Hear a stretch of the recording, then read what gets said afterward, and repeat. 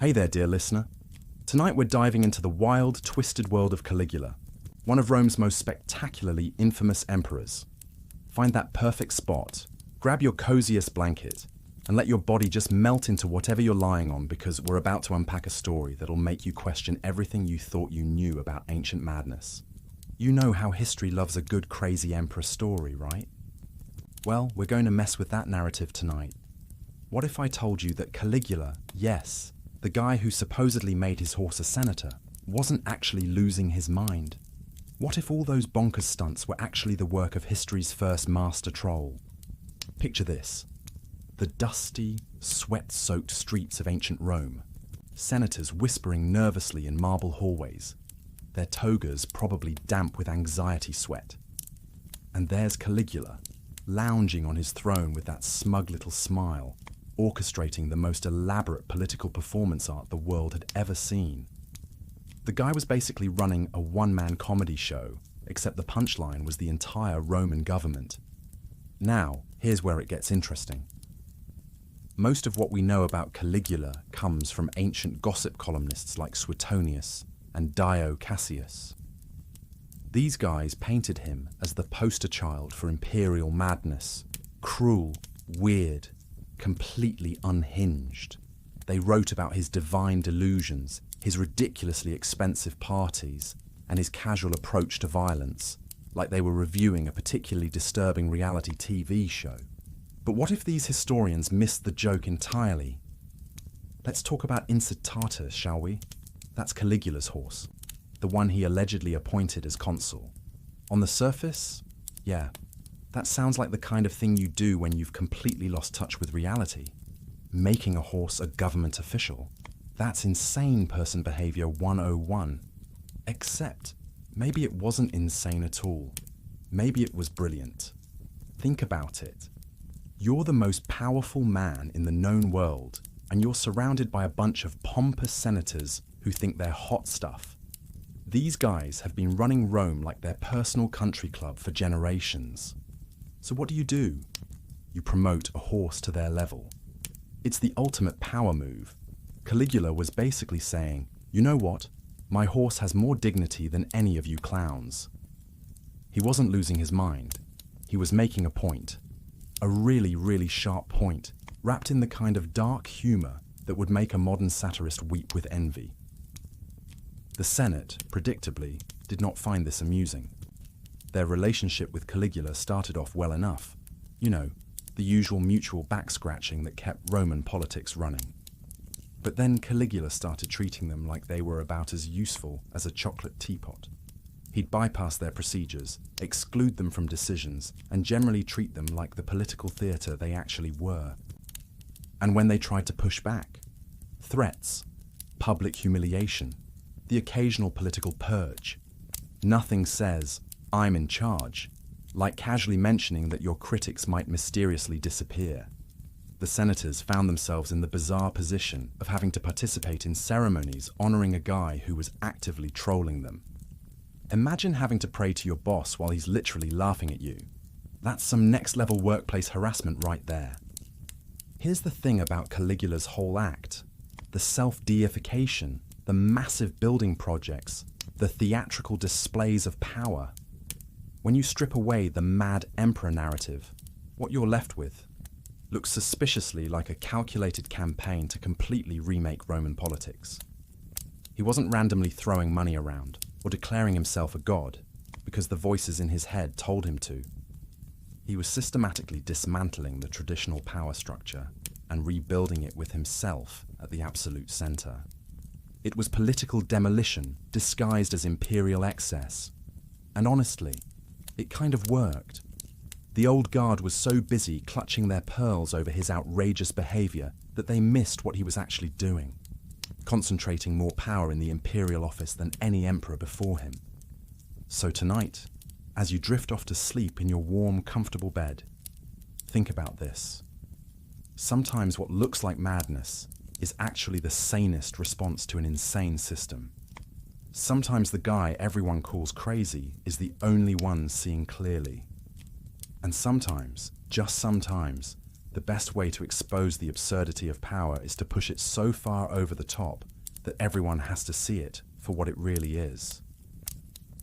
If you're enjoying these late-night historical deep dives, hit that subscribe button and drop a comment letting me know where in the world you're listening from.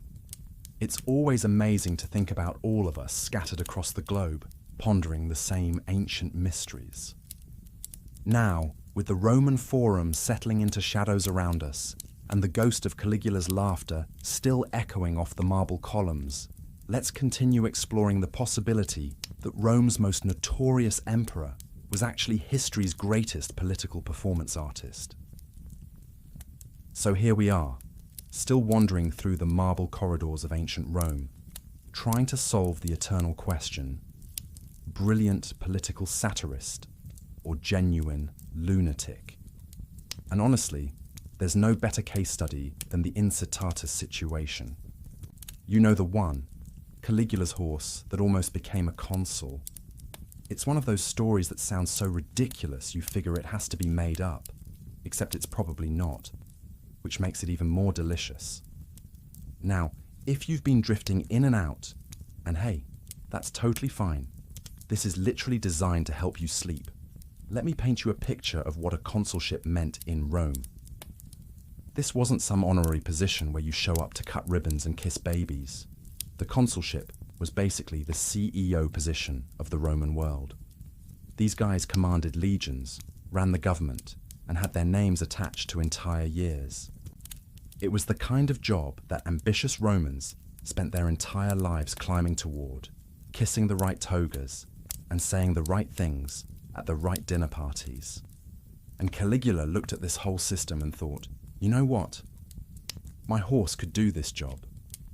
The historical sources, bless their gossipy little hearts, go absolutely wild describing how Caligula spoiled Incitatus. We're talking about a horse that lived better than most trust fund kids.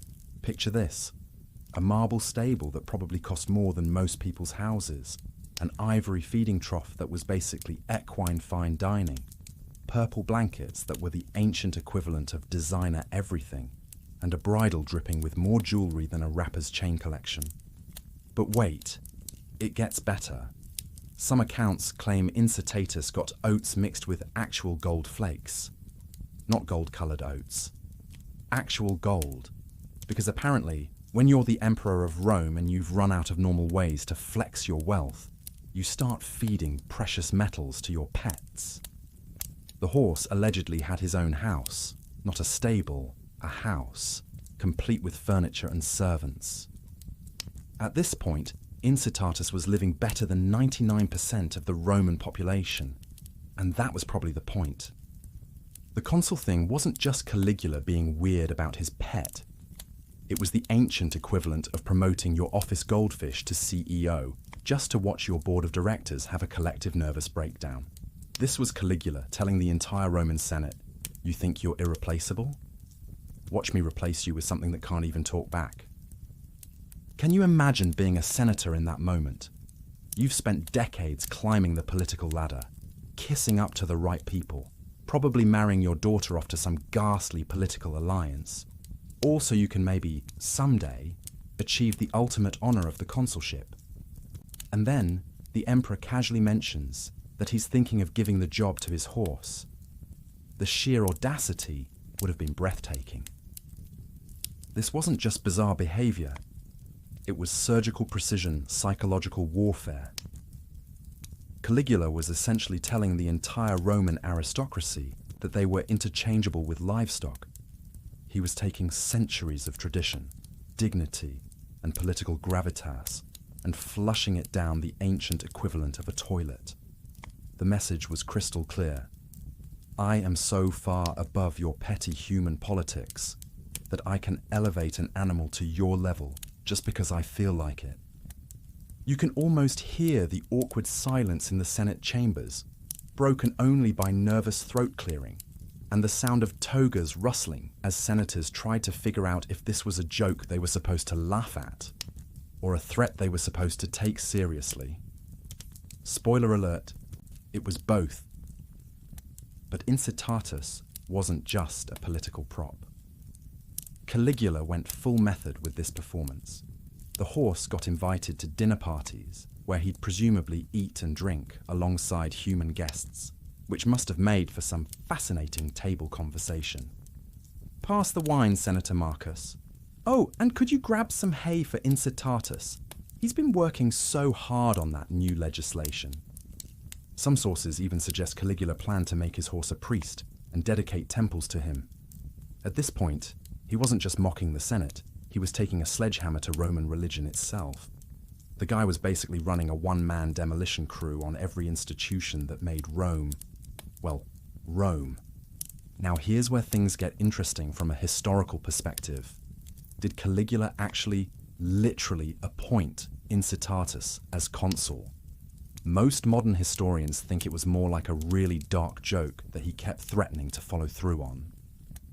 The ancient sources that tell us these stories, guys like Suetonius, were writing decades after Caligula got himself assassinated, and they had a tendency to, shall we say, embellish for dramatic effect.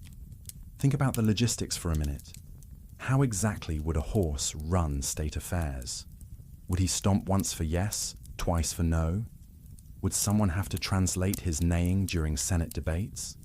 The practical impossibilities are staggering, even by the standards of Caligula's reign, which set a pretty high bar for chaos. But here's the thing. The literal truth didn't matter. The threat was real enough. The constant suggestion that he might actually do it was political terrorism of the highest order. Caligula was essentially holding the entire Roman government hostage, with the possibility that he might replace them all with farm animals. It was like playing chicken with the fate of the empire, except Caligula was driving the chicken truck. When you step back and look at these performances, because that's what they were, performances, they become less random acts of madness and more like calculated strikes at the heart of Roman power structures. By treating his horse with more respect than he showed his senators, by bestowing honors on an animal that should have gone to distinguished Romans, Caligula was systematically stripping the elite of everything that made them feel special. He wasn't just humiliating them with violence or traditional displays of power. He was using absurdity as a weapon. It's like the difference between being fired and being replaced by a houseplant. Both get you out of the job, but one is infinitely more insulting. Picture the constant psychological tension. Every day, senators would wake up wondering if this was the day the emperor would finally follow through on his horse consul threat. Every dinner invitation, every public ceremony became a potential stage for the next act in Caligula's ongoing theatre of the absurd. Was he serious this time, or was he just messing with their heads again? It's a brilliant strategy when you think about it. Traditional political oppression requires constant enforcement. You need guards, prisons, executions. But psychological warfare, that stuff runs itself. Once you've established that literally anything is possible, that the normal rules don't apply anymore, people start policing themselves. They become so focused on trying to predict your next unpredictable move that they forget to organize any real resistance. So as you're settling deeper into your comfortable bed tonight, safe from any horse-related political upheavals, consider the dark genius of what Caligula pulled off. He didn't just rule an empire, he turned the whole thing into his personal reality show, with himself as the unpredictable star and everyone else as unwitting participants. The senators thought they were dealing with a madman, but they might have actually been facing off against history's first master of political performance art. And honestly, given how seriously we take our own political institutions today, maybe Caligula was onto something. Sometimes the best way to expose how absurd something is to push it so far past the breaking point that everyone has to see it for what it really is. Right, so we've explored Caligula's masterpiece of political trolling, but now let's pull back the camera and look at his entire reign. Because honestly, it was like watching someone's life completely derail in real time, except this someone happened to control the most powerful empire on Earth. No pressure there. When Caligula first stepped into power, he was basically Rome's sweetheart. Picture the ancient equivalent of a celebrity endorsement deal. Everyone was buying what he was selling, the streets of Rome would have been buzzing with celebration, people probably day drinking and making toasts to their new golden boy emperor. And why wouldn't they love him? His pedigree was impeccable. Great-uncle Augustus, legendary. Father Germanicus, total war hero and crowd favourite. After spending years under Tiberius, who was about as fun as a tax audit, Caligula seemed like exactly what Rome needed. He started his reign doing all the crowd-pleasing moves. Pardoning political prisoners, check-throwing massive gladiatorial games, double-check, abolishing that annoying sales tax everyone hated, triple-check with a bow on top. You can almost hear the collective sigh of relief echoing through the marble corridors. Finally, people probably thought, an emperor who gets it. But then things got weird, really weird. That honeymoon period ended faster than a free trial subscription, and suddenly Rome found itself dealing with an emperor who seemed to be operating on a completely different wavelength from everyone else. It was like watching a promising new hire slowly reveal that they might actually be 3 raccoons in a toga. Here's where the story gets genuinely unsettling. The ancient sources describe Caligula having what sound like serious seizures. We're talking full-blown epileptic episodes that would leave him collapsed, twitching, and completely out of it. Imagine being a Roman senator, sitting through what you think is a normal policy meeting, when suddenly the most powerful man in the world starts convulsing on the floor. There's no ancient Roman 911 to call. No medical understanding of what's happening. Just terror and confusion. These weren't mild headaches or stress-related episodes. Modern scholars looking at the historical accounts think he might have suffered from temporal lobe epilepsy or some other severe neurological condition. And here's the kicker. This type of condition can absolutely mess with your personality in spectacular ways. We're talking mood swings that make a hormonal teenager look stable, delusions of grandeur that would make a reality TV star blush, paranoia that turns everyone into a potential assassin, and impulse control that's basically non-existent. Try to imagine running the Roman Empire when your own brain is essentially pranking you on a daily basis. One morning, you wake up feeling magnanimous and godlike, ready to shower the empire with your benevolence. By afternoon, you're convinced the senators are plotting against you, and maybe your horse really would make a better consul than any of these idiots. It's like trying to govern while your brain is constantly switching between different radio stations, none of which are playing the same song. The impact on his leadership style was, predictably, catastrophic. If you were a senator during this time, you literally wouldn't know which version of Caligula you'd encounter on any given day. Charming and generous Caligula might greet you with promotions and gifts. Paranoid and violent Caligula might have you executed before lunch. This kind of unpredictability is actually worse than dealing with a straightforward tyrant. At least with a traditional bad emperor, you know the rules. With Caligula, the rules changed depending on which neurons were firing that day. His relationship with the Senate became this slow-motion car crash that everyone could see coming, but nobody could stop. Initially, they'd been thrilled to work with him. After Tiberius's suspicious, reclusive reign, having a young, seemingly cooperative emperor felt like winning the political lottery. But as Caligula's behavior became more erratic, that relationship soured faster than milk in the Mediterranean sun. The Senate went from being partners in government to basically being Caligula's personal entertainment committee. He didn't see them as colleagues or advisors. They were props in his increasingly bizarre performance art pieces. And props, unfortunately for them, don't get to have opinions or maintain their dignity. The theatrical incidents during his reign read like someone was trying to one-up themselves in a contest for most ridiculous abuse of power.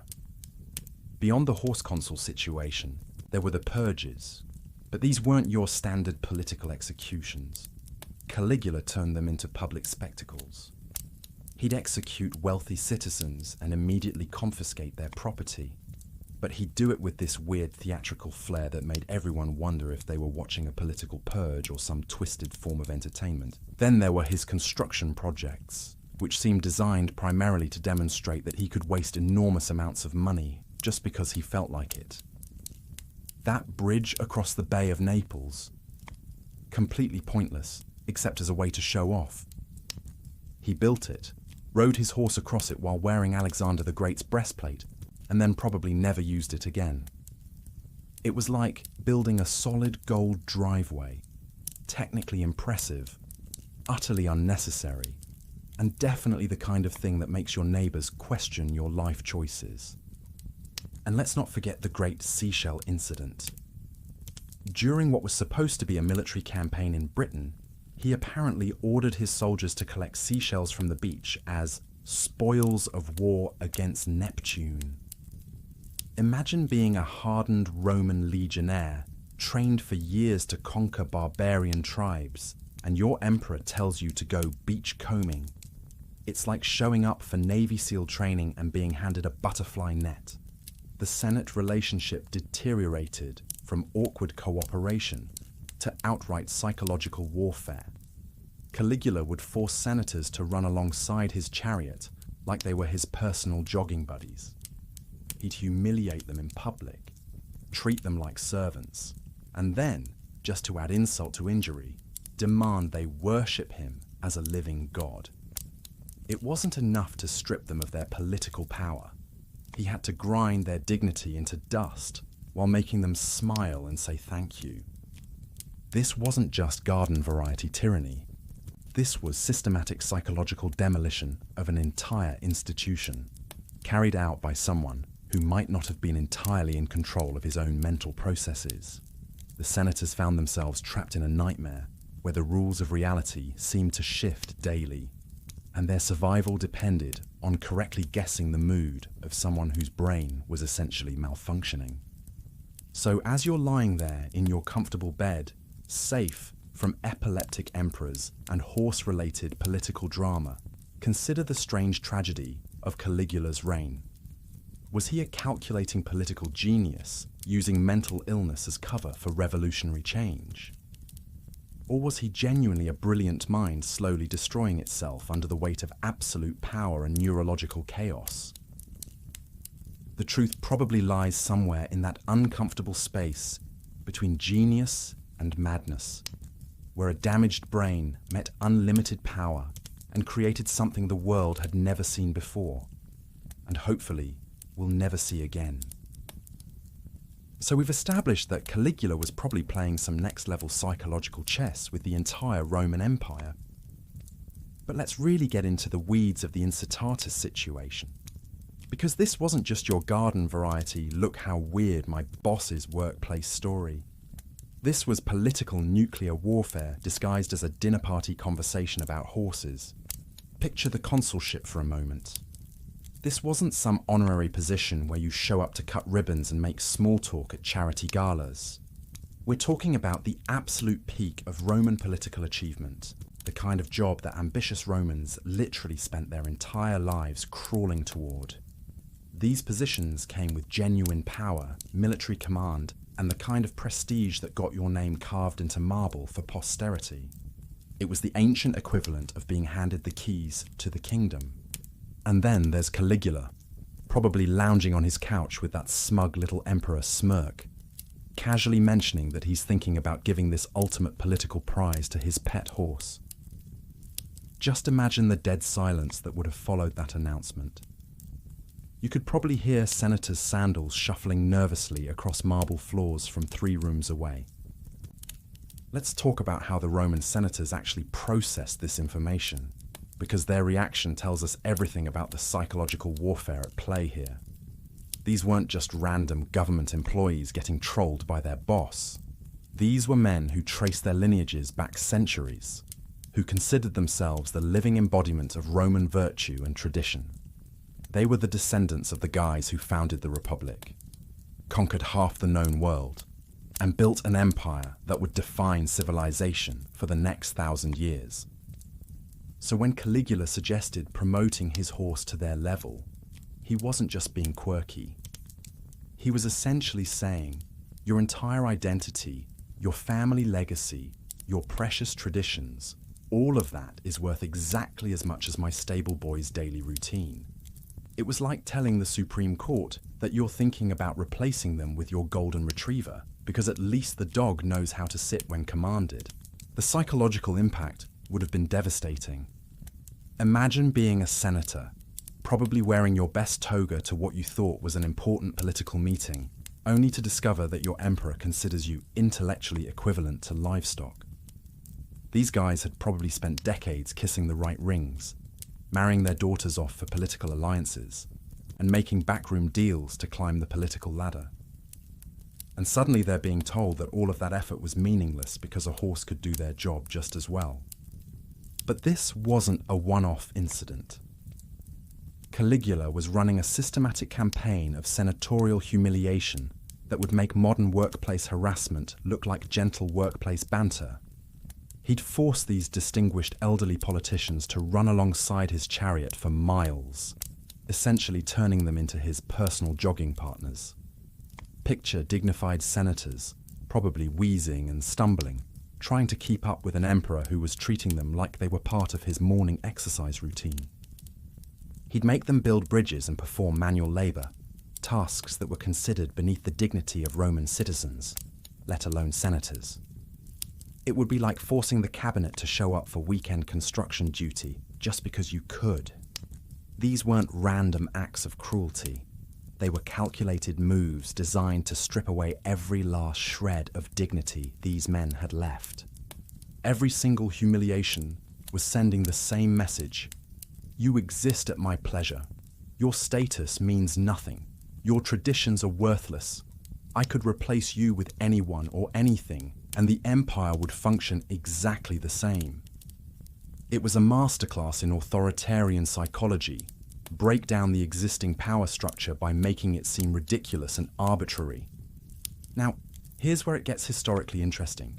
Did Incitatus actually become consul? Probably not, in any literal sense. Most scholars think this was more like an ongoing threat than an actual appointment. Can you imagine the logistics? How would a horse preside over Senate meetings? Would someone have to interpret his neighing as policy decisions?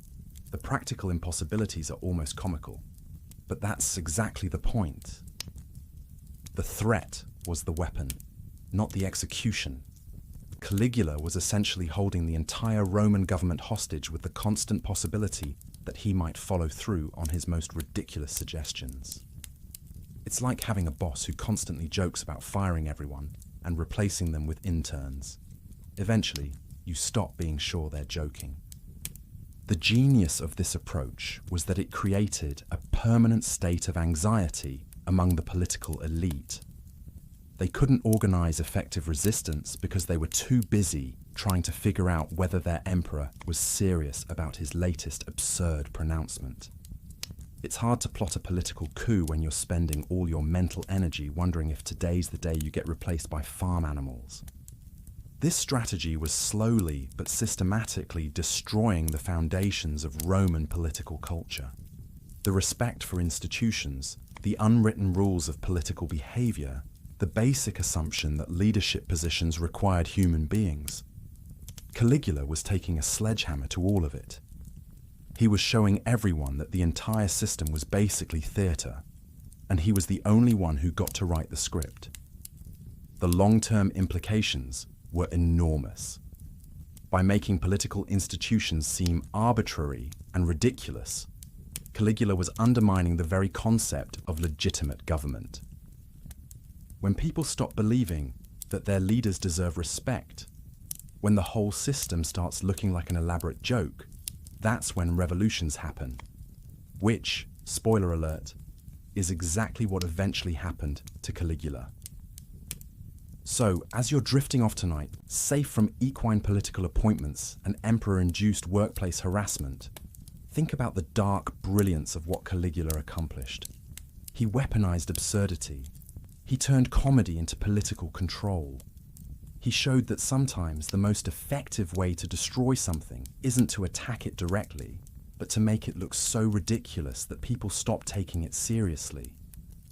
Whether he was a calculating political genius or just a deeply damaged person with unlimited power, Caligula managed to expose something fundamental about authority itself. He showed that most of our political institutions are basically collective agreements to pretend certain things matter. And once someone with enough power stops pretending, the whole elaborate construction starts to look pretty fragile. The horse consul incident wasn't just ancient Roman weirdness. It was a preview of what happens when absolute power meets complete contempt for traditional authority. And honestly, given some of our own political theatre these days, maybe Caligula was just ahead of his time. So here we are, still wandering through the twisted corridors of Caligula's mind, and I've got a theory that might just blow your understanding of this guy wide open. We've covered the brain damage, the popularity crash, and that whole horse in government situation. But what if I told you that Caligula wasn't just crazy? What if he was actually history's first master political troll? Now stick with me here. We love putting historical figures into neat little boxes: mad emperor, evil tyrant, misunderstood genius. But Caligula doesn't fit any of those boxes cleanly. What if there's a fourth option nobody talks about? What if his seemingly insane antics were actually calculated provocations designed to completely demolish the Roman political establishment through sheer, weaponized absurdity? Think about modern internet trolling for a second. Good trolling isn't just random chaos, it's surgical. You say something outrageous that's technically true, or you follow someone's logic to its most ridiculous conclusion, all to expose hypocrisy or just watch people lose their minds. Caligula was doing this exact thing 2,000 years before anyone invented the comment section.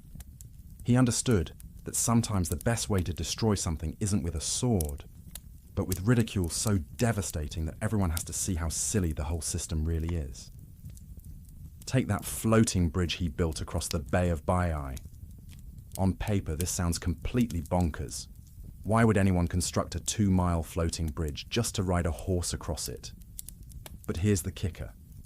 There was allegedly an old prophecy that said Caligula had no more chance of becoming emperor than riding a horse across the Bay of Baiae. So what does our boy do? He builds a bridge and literally rides his horse across the bay, probably while maintaining eye contact with every senator who ever quoted that prophecy at him. This wasn't megalomania.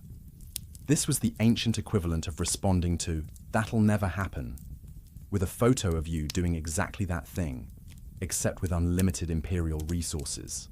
Picture all those senators forced to stand on that ridiculous bridge, watching their emperor make the most expensive told-you-so gesture in human history. Now let's talk about malicious compliance, because Caligula was apparently the undisputed champion of this particular art form. You know how malicious compliance works.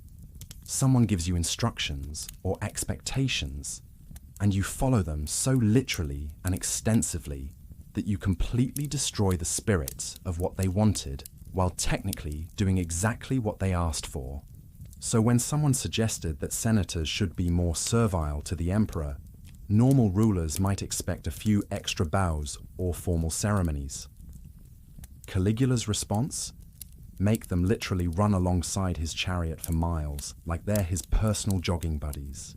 He took the concept of serving the emperor and pushed it so far into slave labor territory that everyone had to confront how degrading their political system really was. It's like if your boss said you should show more dedication, so you moved your entire bed into the office and started living there permanently. His divine honors obsession works the same way. Romans were generally okay with emperor worship after death, but they got squeamish about living rulers claiming godhood. Normal emperors might hint at divine favor or accept modest honors. Caligula. He built temples to himself, replaced god statues with his own face, and showed up to public events dressed as Jupiter, complete with fake lightning bolts. Was this pure ego? Maybe. But it's also textbook malicious compliance. The Romans wanted a divinely sanctioned emperor. Fine, he'd give them the most aggressively divine emperor in history. He'd be so divine that they'd choke on their own imperial theology. It's like someone complaining about workplace casual dress, so you show up in pajamas and bunny slippers while insisting you're still technically dressed. The seashell incident is probably the purest example of this. He's supposed to invade Britain. His advisors want him to return with spoils of war, and instead of conquering anything, he orders his troops to collect seashells from the beach as spoils from his victory over Neptune. Imagine being a hardened Roman legionnaire, trained for years to conquer barbarian tribes, and your emperor tells you to go beachcombing for your triumphant return home. This looks insane until you realize it's the most elaborate, technically correct response in military history. You wanted spoils of war. Here are your spoils of war. You didn't specify what kind of war or against whom. It was a massive, expensive middle finger to every military tradition and expectation, wrapped in the thinnest veneer of compliance. These weren't random outbursts. They were precision strikes against the foundations of Roman political culture.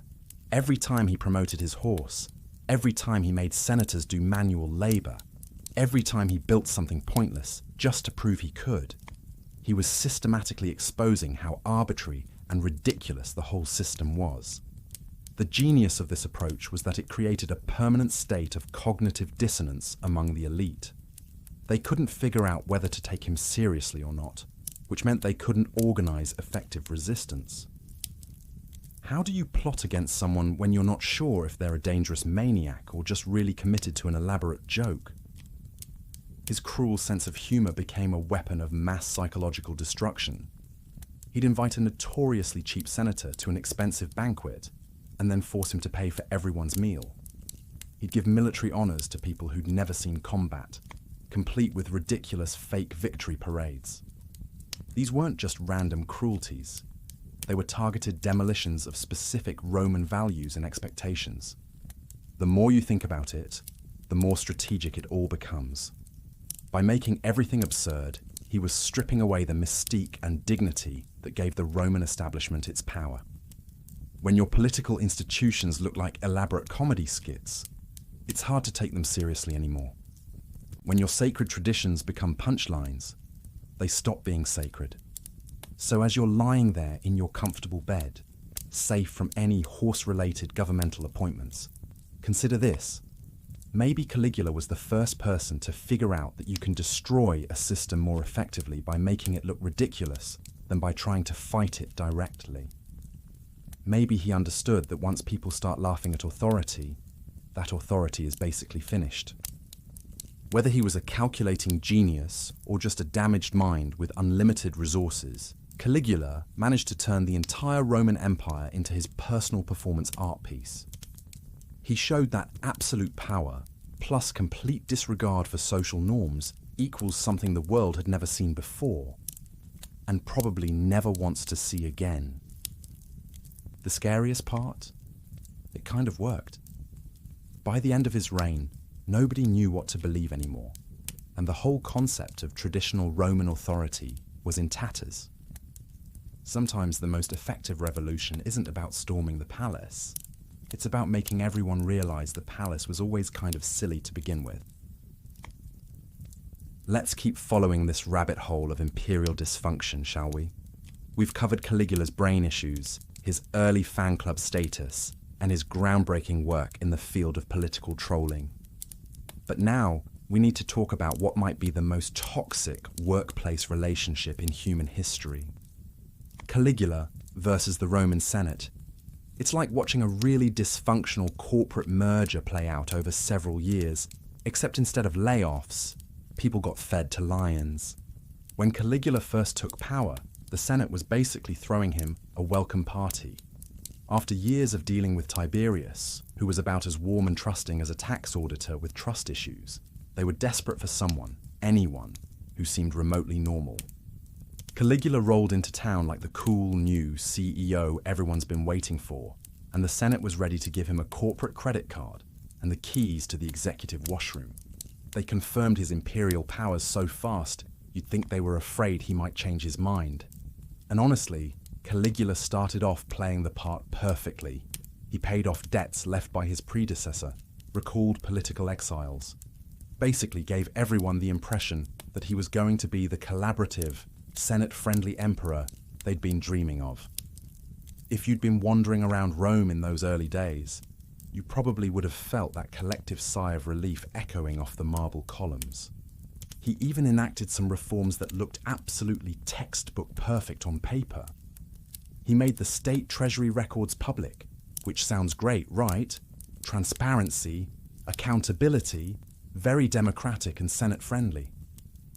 He also brought back public assemblies, where citizens could actually participate in government discussions. These moves had the Senate nodding approvingly, thinking, finally, an emperor who gets it.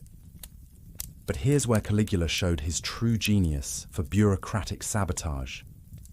Those seemingly innocent reforms. They were basically Trojan horses filled with autocratic control. By making treasury records public, he wasn't empowering the Senate. He was cutting them out of financial oversight entirely. Why deal with senators asking annoying questions about spending when you can just post the numbers publicly and call it transparency? And those public assemblies, pure political brilliance. Instead of having to negotiate with the Senate for every little thing, he could now go directly to the people and get them fired up about his policies. It was like discovering he could skip middle management and pitch directly to the shareholders. The Senate found themselves increasingly irrelevant to actual decision-making, which was probably exactly what Caligula had planned all along. The honeymoon period ended faster than a Vegas marriage.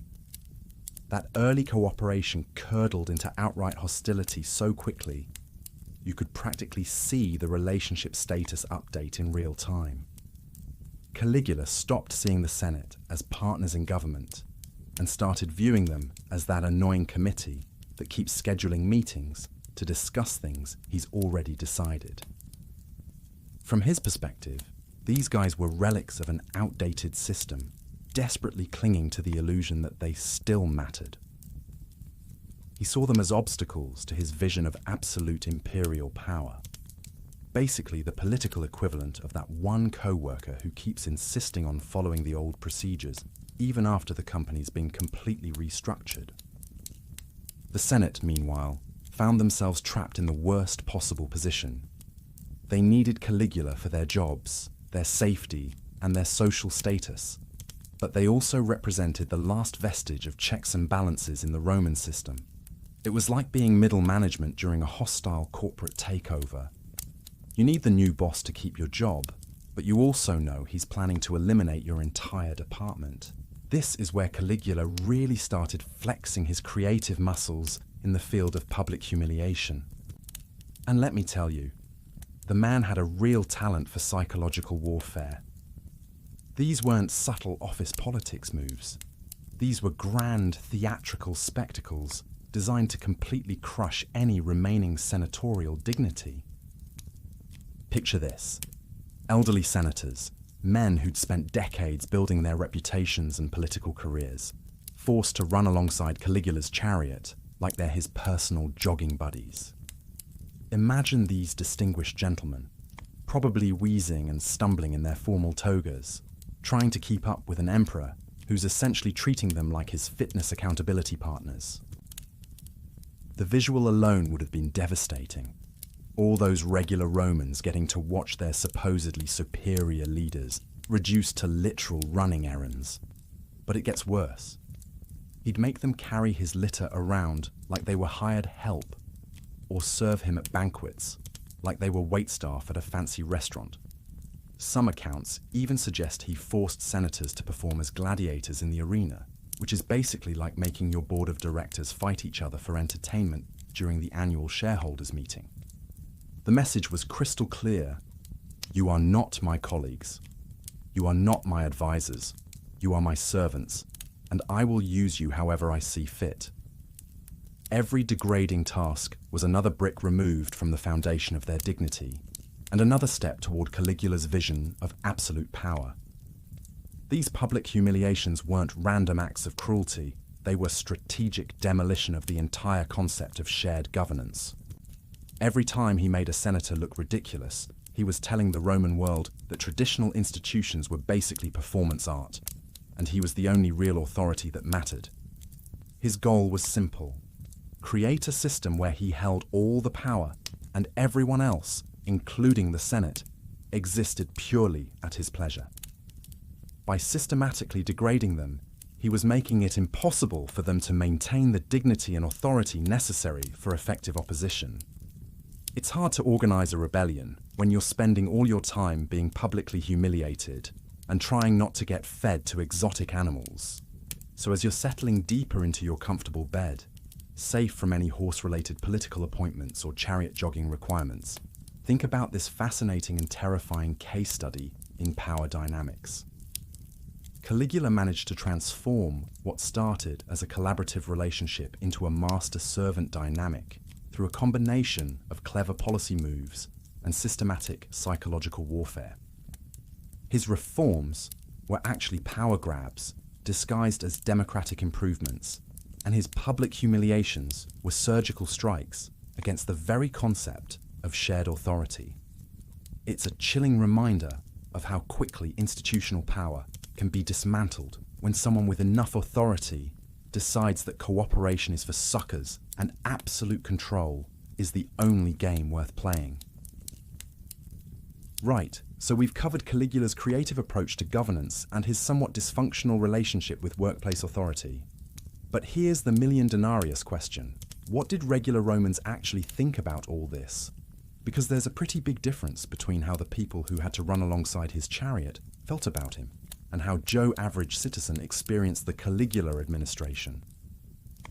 When Caligula first stepped into power, he was basically the ancient world's equivalent of a beloved celebrity being elected president. The Roman public didn't just like him, they were absolutely obsessed. After years of Tiberius, who was about as warm and personable as a tax audit, Caligula felt like winning the lottery. People were literally shouting pet names at him in the streets. Star, chick, baby. Can you imagine? The emperor of the most powerful civilization in history being called baby by random citizens. It's like if people started calling the president sweetie at public rallies. And honestly, who could blame them for the enthusiasm?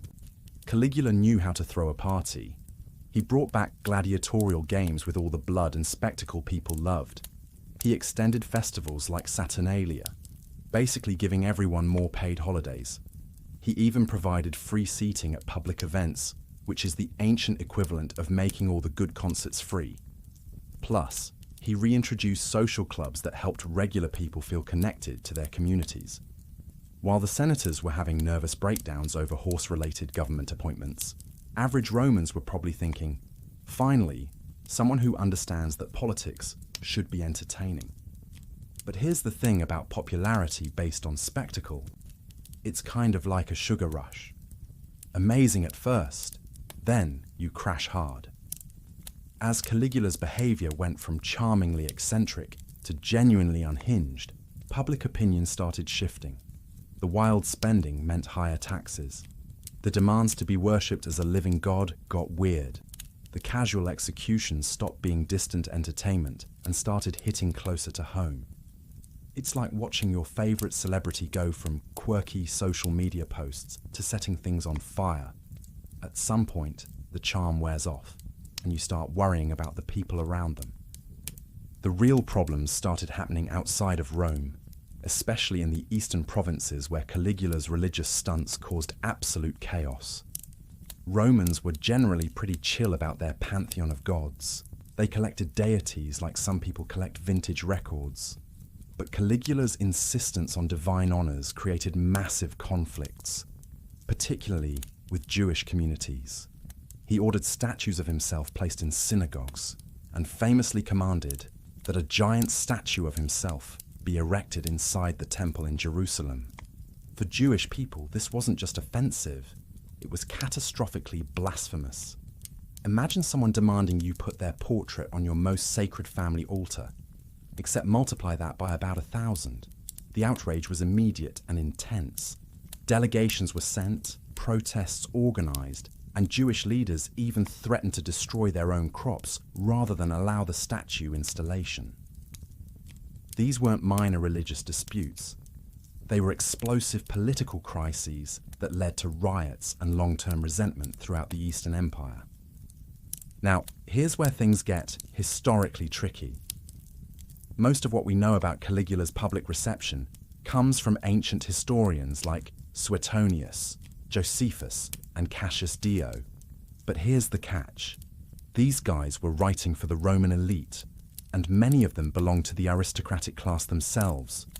They were basically the same people Caligula had spent years humiliating and antagonizing. So when they described him as unambiguously mad and cruel, they might have been just a tiny bit biased.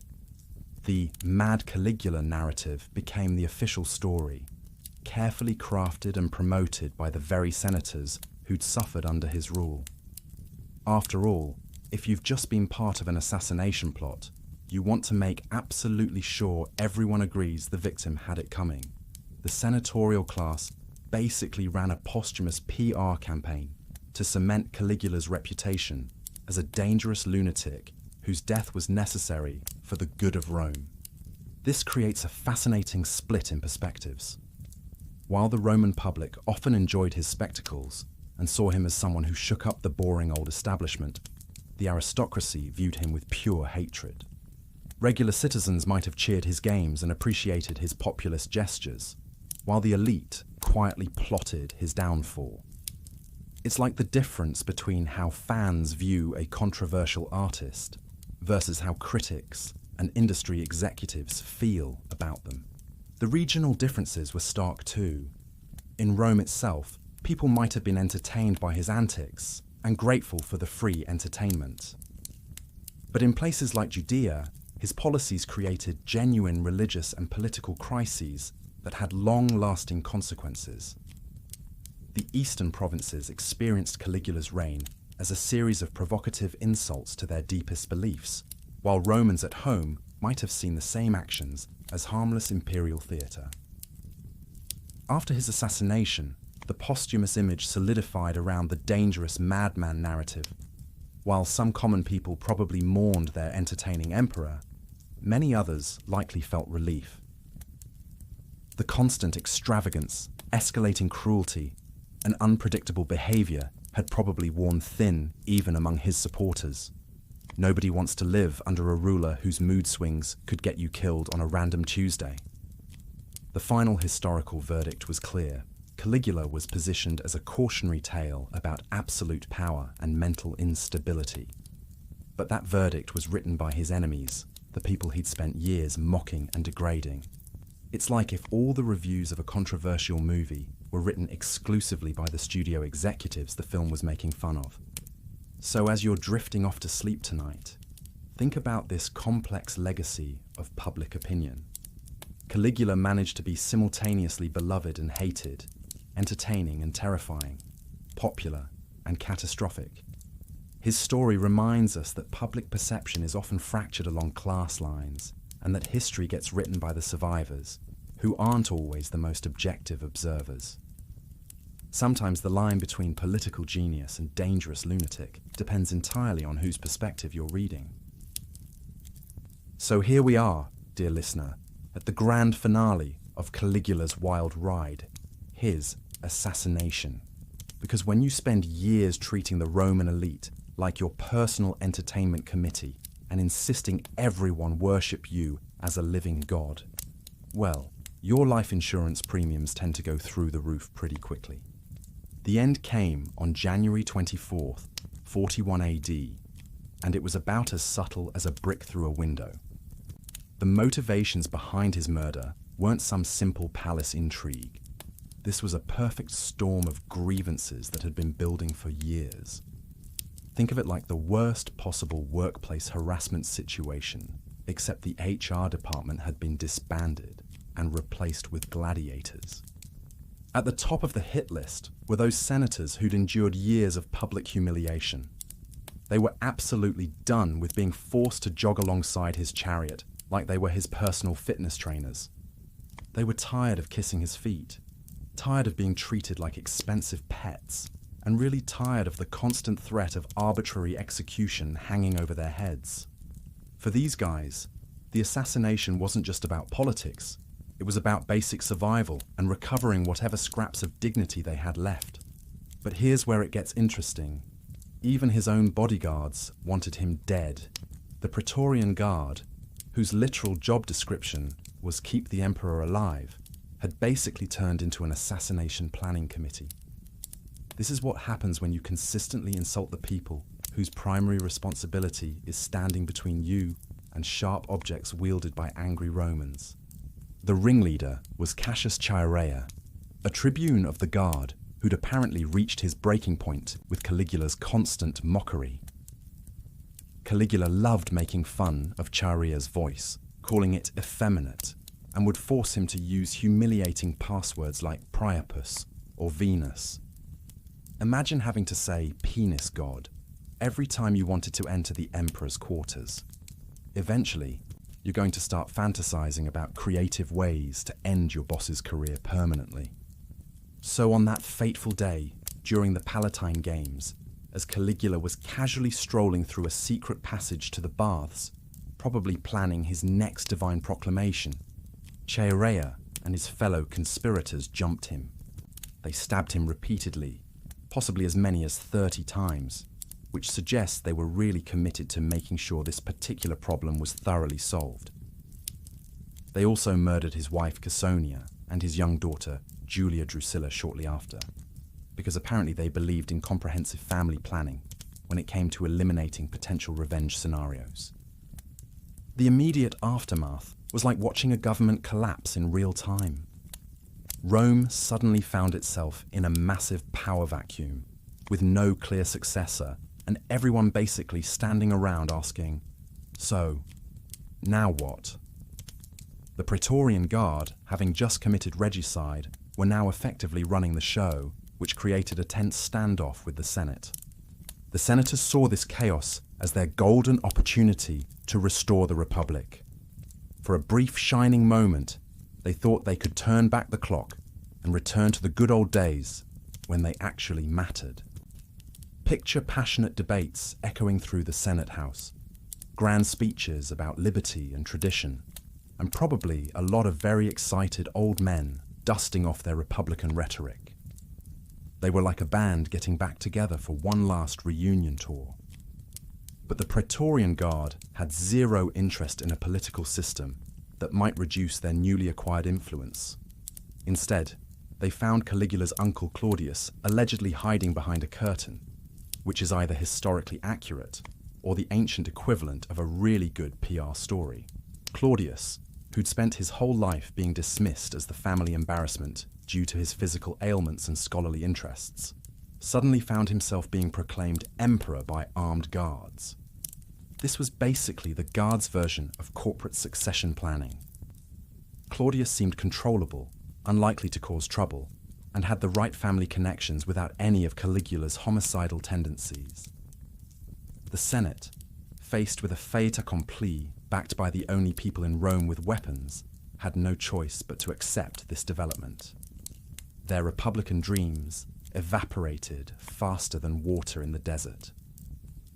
The Senate's response to Caligula's death was essentially the ancient equivalent of trying to cancel someone posthumously. They immediately voted for damnatio memoriae, official memory erasure. This wasn't just removing his name from a few monuments. This was a comprehensive attempt to pretend he'd never existed. Statues got toppled, names were chiseled off buildings, coins were melted down, and official records were scrubbed. It was like the world's first coordinated attempt at historical gaslighting.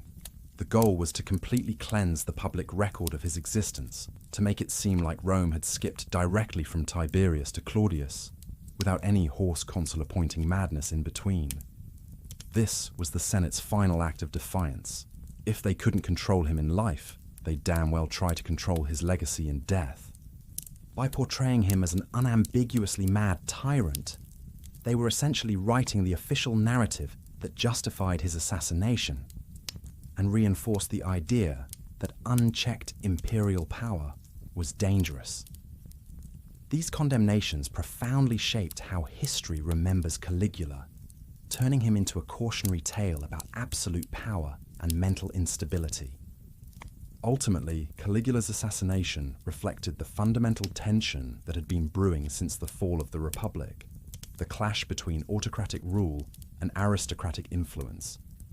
It was a violent collision between an emperor who believed he was above all earthly authority and an elite class that still clung to dreams of shared governance, even if those dreams were increasingly unrealistic.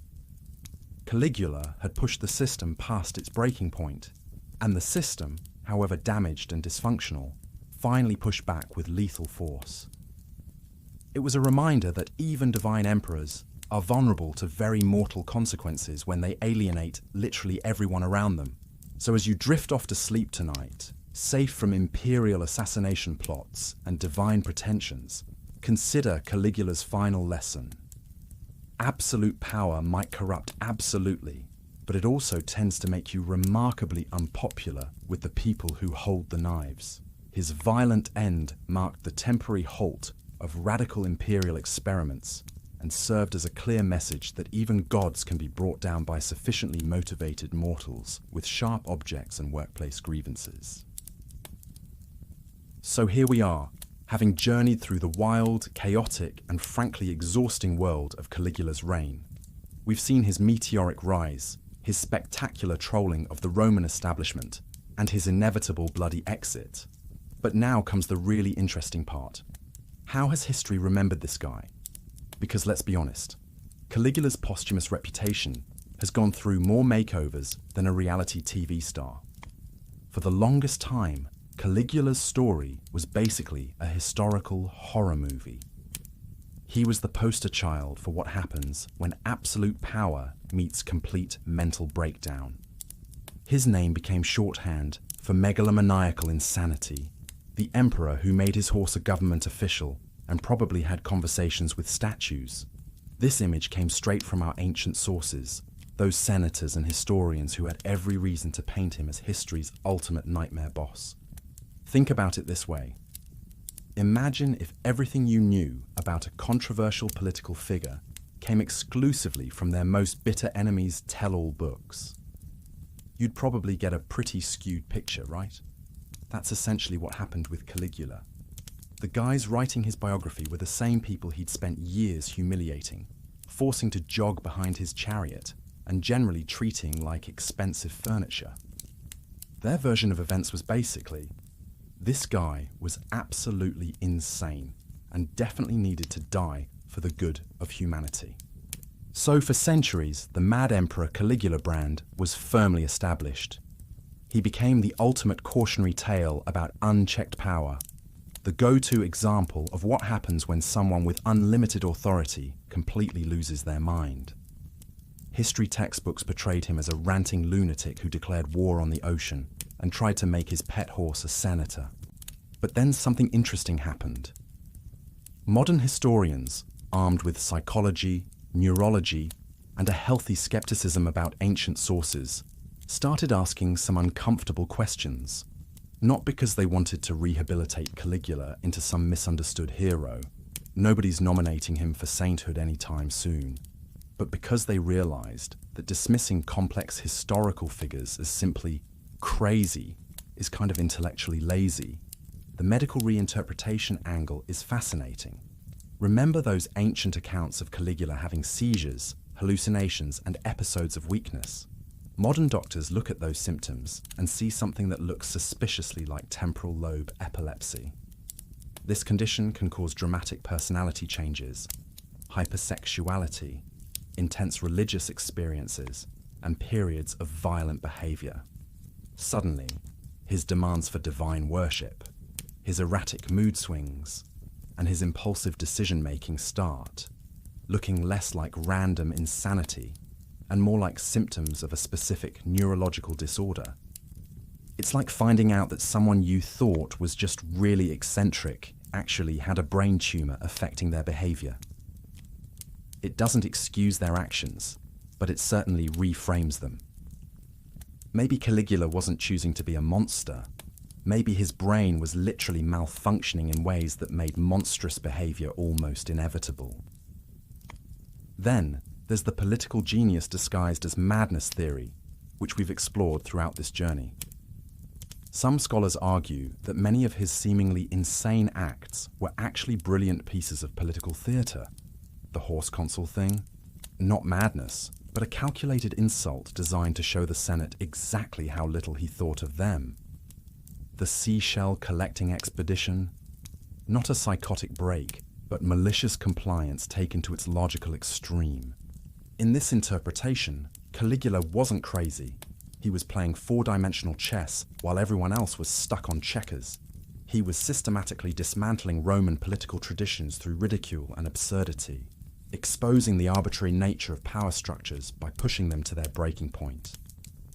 He was essentially running a one-man experiment in how far you can mock authority before it fights back.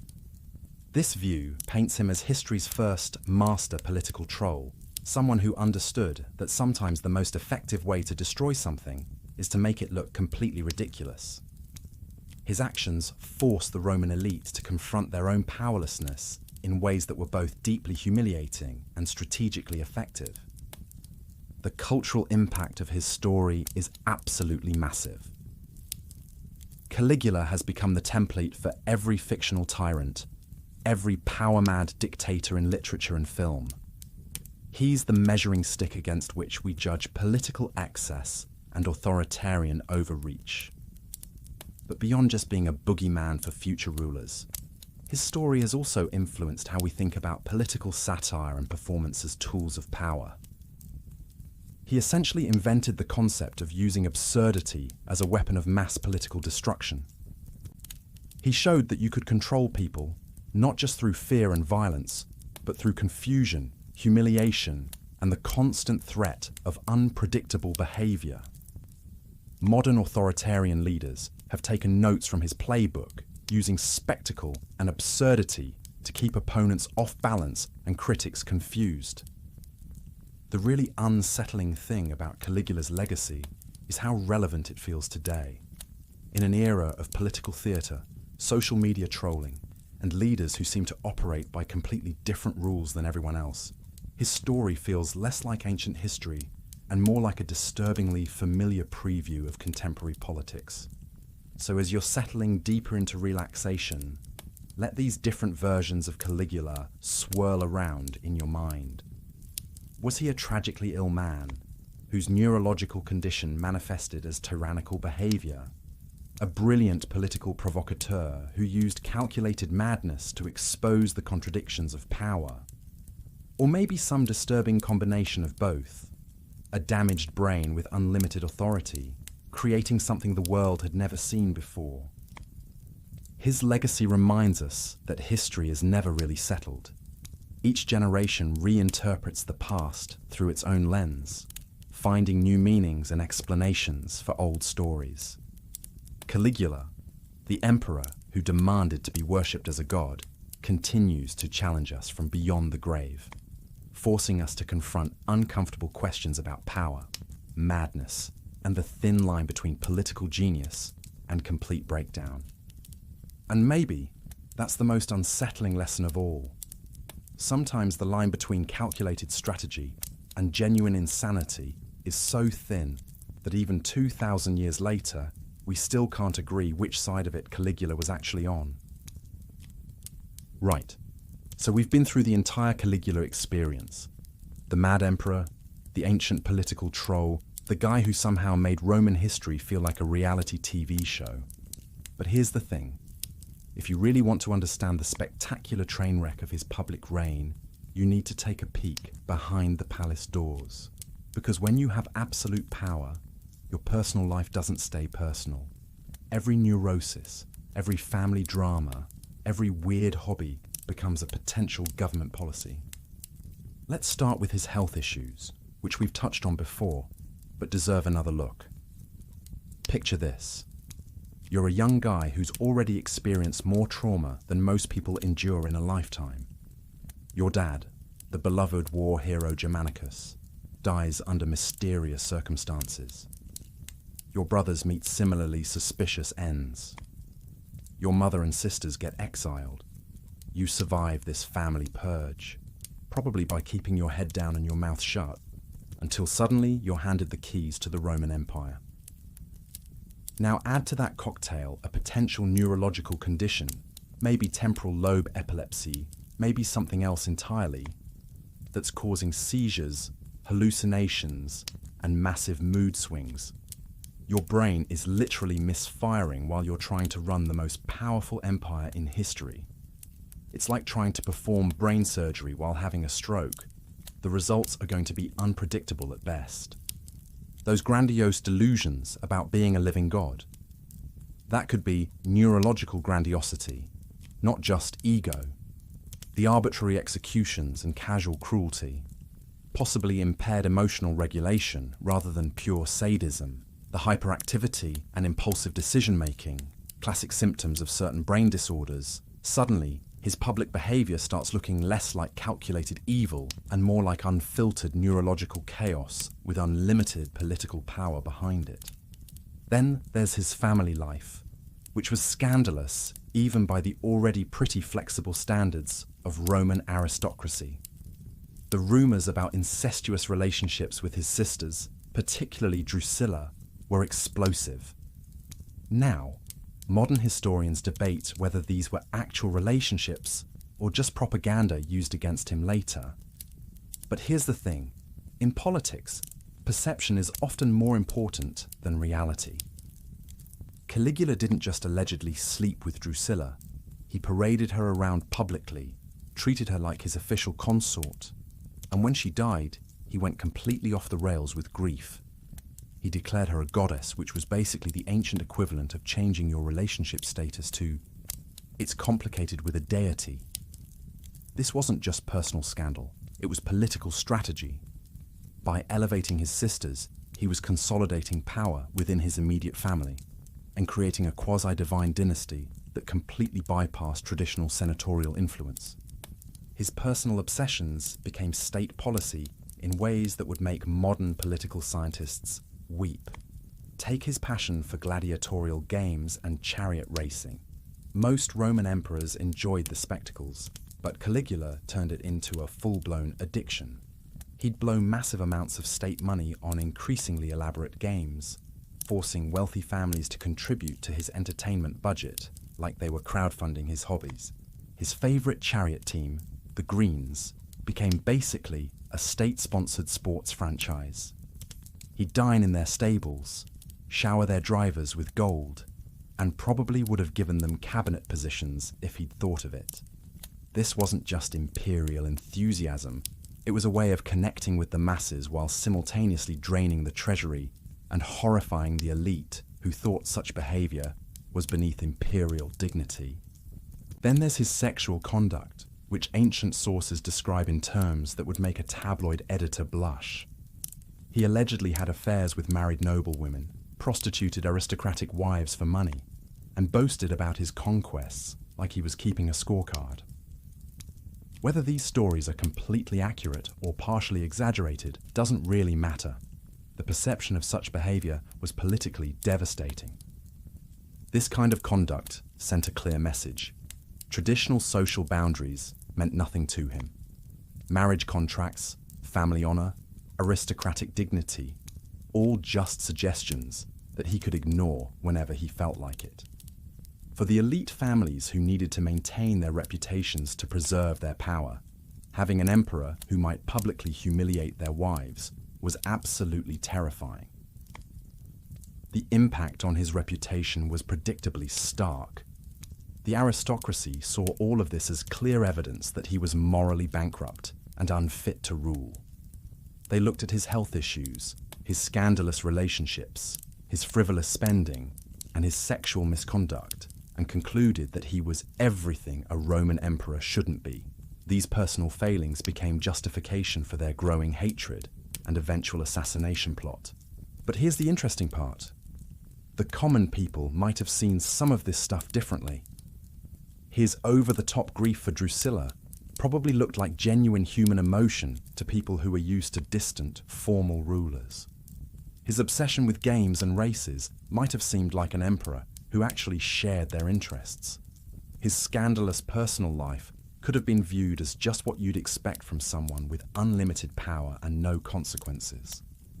The bottom line is that Caligula's personal life and his public policies were completely intertwined. His potential neurological issues may have influenced every decision he made. His family relationships became tools of political control. His hobbies became budget line items. His sexual appetite became foreign policy. He didn't just rule through laws and decrees. He governed through the raw, unfiltered expression of his own personality, with all its damage and dysfunction. So as you're drifting off to sleep, safe from imperial mood swings and family drama becoming state policy, think about how completely personal and political power became fused in Caligula's reign. His story is a fascinating and disturbing illustration of what happens when there are absolutely no boundaries between private life and public authority. When you have unlimited power, your personal problems become everyone else's political crisis. So here we are, still digging through the layers of Caligula's fascinating psychological onion.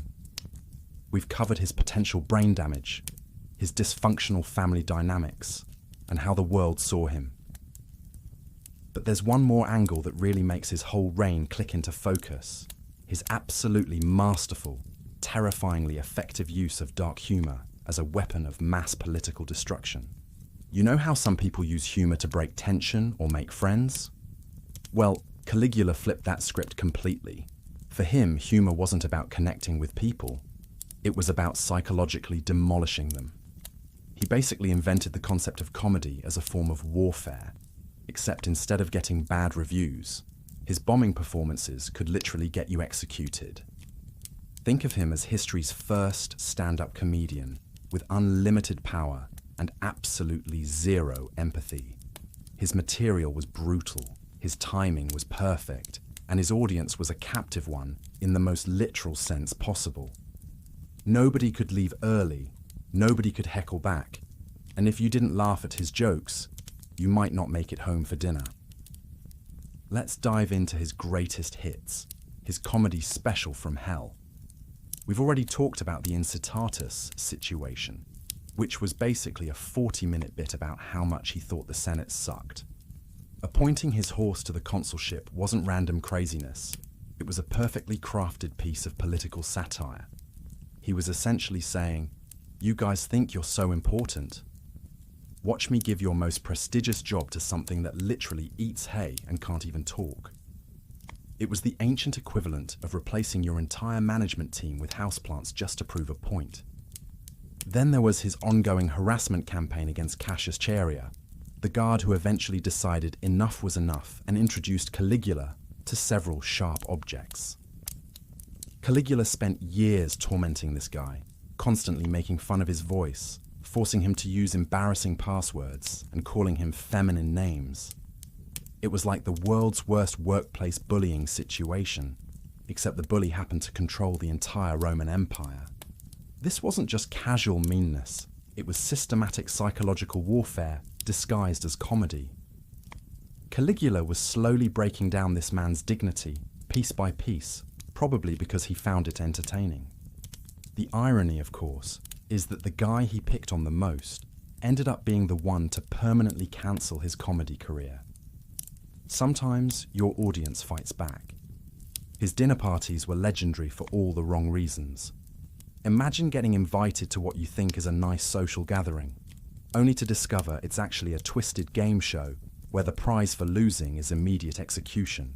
He'd invite people over, have them executed during dessert, and then continue eating like nothing happened. It's like if Gordon Ramsay was also a serial killer, dinner and a show, except the show was someone's last performance. Or he'd force a father to watch his son's execution, and then immediately invite the guy to dinner, acting completely normal about the whole thing. This wasn't just cruelty, it was performance art, designed to showcase the complete arbitrariness of life under his rule. The message was clear: your fate depends entirely on my mood, and my mood changes faster than the weather. His approach to religion was equally twisted. Romans were generally okay with emperor worship after death, but Caligula decided to skip the waiting period and start the divine worship while he was still breathing. He'd dress up as different gods, like he was playing cosmic dress-up, demand sacrifices to himself, and even have arguments with statues of Jupiter.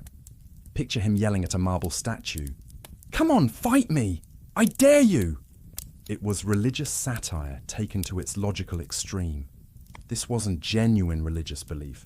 It was malicious compliance with the concept of divine emperorship. He was basically saying, "You want a god emperor? Fine, I'll be the most ridiculously divine emperor you've ever seen, and you'll hate every minute of it." He turned the whole concept of imperial divinity into a joke, except nobody was allowed to laugh. Consider the razor-thin line between humor and cruelty in everything he did.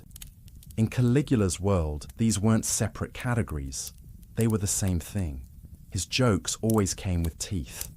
When he said he wished all Romans had one neck so he could cut it off with a single stroke, that wasn't just dark humor. It was a policy proposal disguised as a punchline.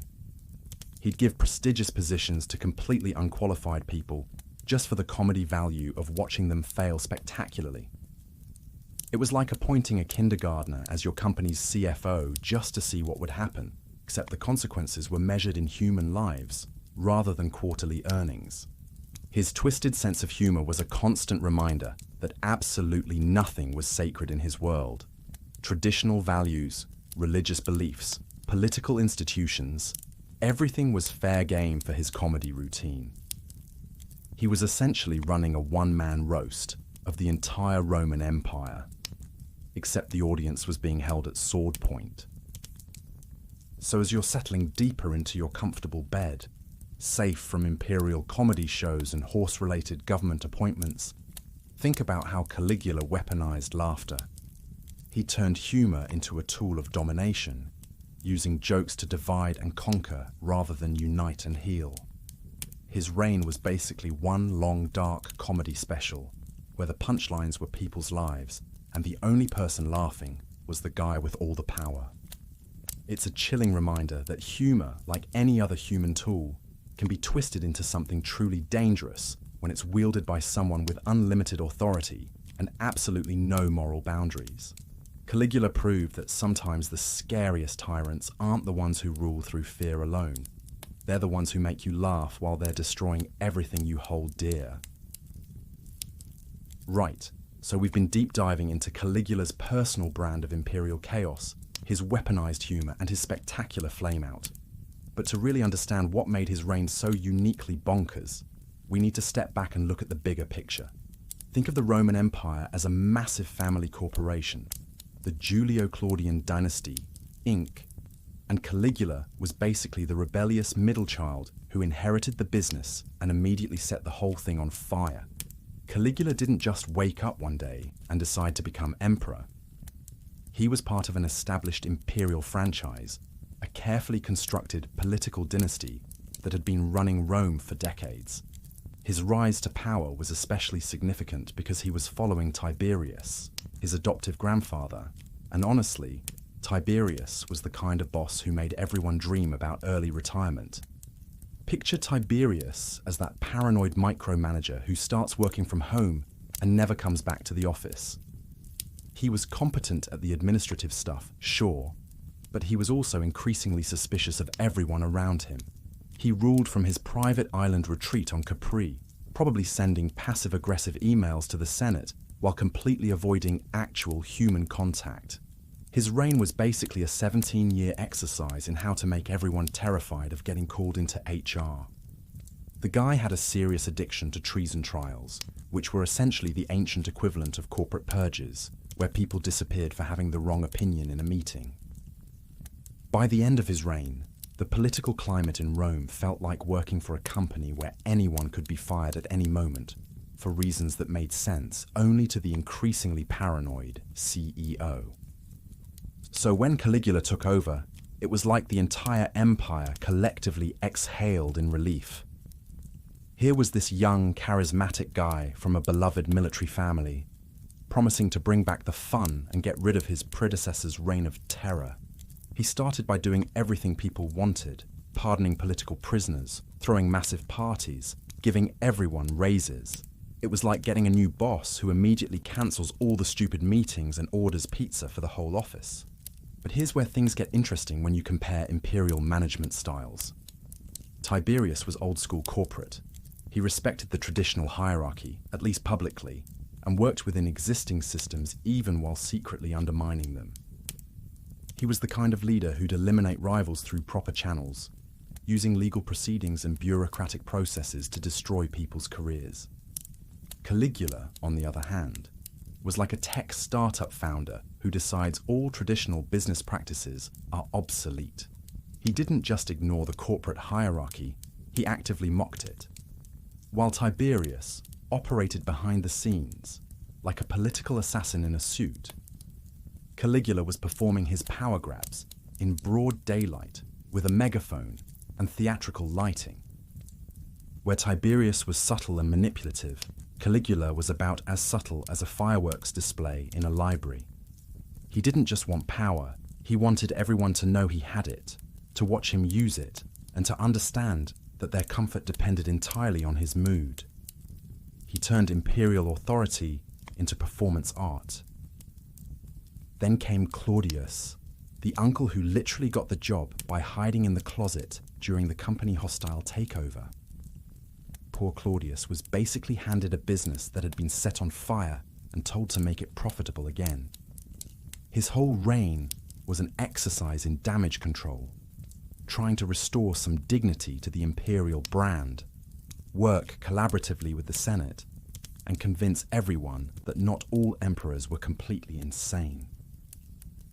Claudius was like the cleanup CEO brought in after a scandal, focused on administrative reform, infrastructure projects, and generally trying to make the Roman Empire feel like a legitimate government again, rather than one man's personal reality show.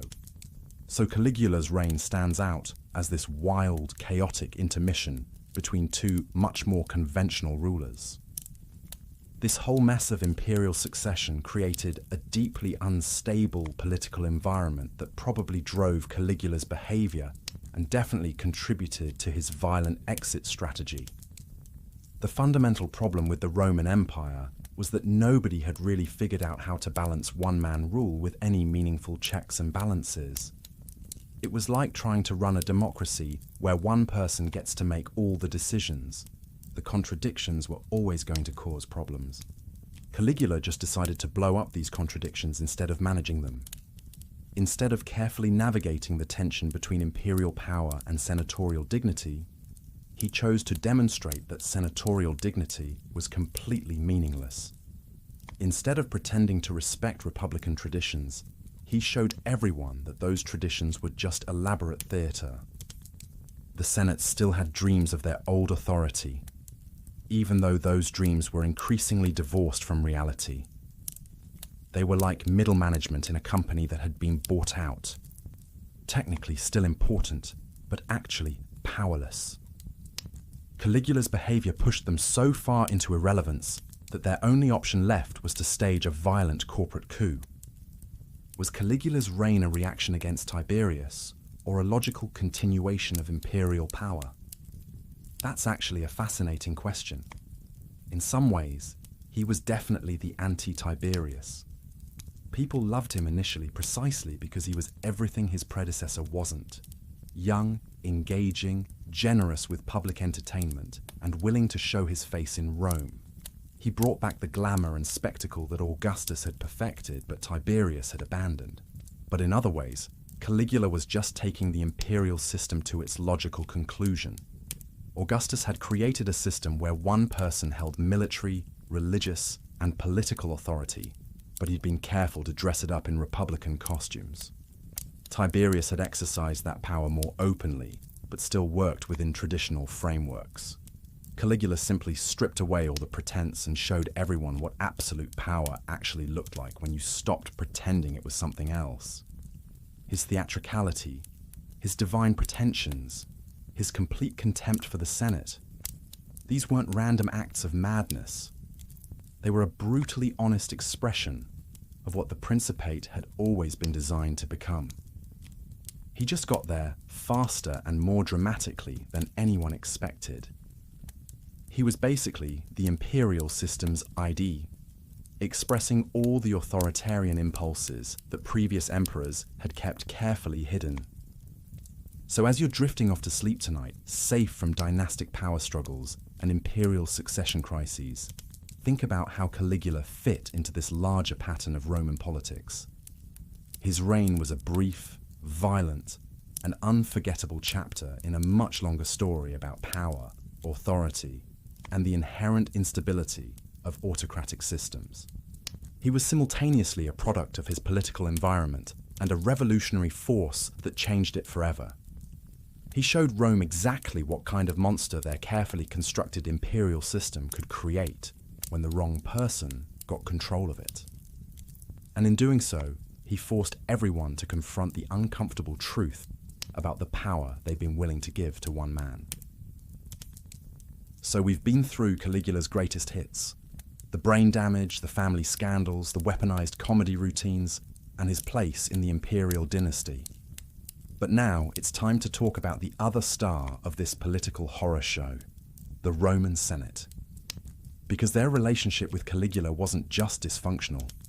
It was like watching a prestigious law firm slowly get taken over by a particularly unhinged reality TV star. The Senate's power during Caligula's reign was basically cryptocurrency during a market crash, theoretically valuable, constantly fluctuating, and mostly heading straight down. When Caligula first took power, these guys were practically throwing a parade. They'd just survived Tiberius, who had all the warmth and charm of a particularly vindictive IRS auditor. So, when this young, charismatic emperor showed up promising to restore their dignity and give them back some influence, they probably thought they'd won the political lottery. They enthusiastically handed him all the imperial powers, probably imagining they were getting a nice, manageable young ruler who'd treat them with the respect their ancestors deserved. It was like hiring what you think is a competent new CEO, and then discovering they're planning to turn your board meetings into performance art pieces. Their fundamental problem was that they were caught between two completely incompatible goals: maintaining their ancient dignity and simply staying alive. On one hand, they were the inheritors of a republican tradition that had once ruled the known world. They represented centuries of senatorial authority, constitutional government, and civilized political discourse. On the other hand, they were living under an autocrat whose mood swings could literally be fatal. It was like being the last remaining managers at a company where the new owner might fire you for looking at him wrong.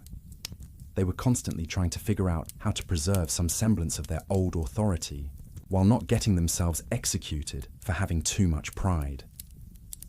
Picture a bunch of distinguished gentlemen trying to maintain their professional dignity while being forced to play increasingly humiliating party games.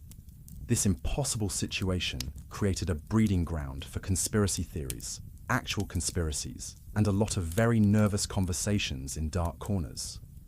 Senate members were constantly plotting, both for and against Caligula, often simultaneously. In the beginning, some probably genuinely believed he could be the emperor who'd finally restore their influence. They thought maybe they could manage him, guide him toward more traditional governance. But as his behavior went from quirky to terrifying, their support curdled into fear and then metastasized into outright rebellion. The early plots against him were probably born from sheer disbelief. Surely no one could actually behave this way and expect to keep power.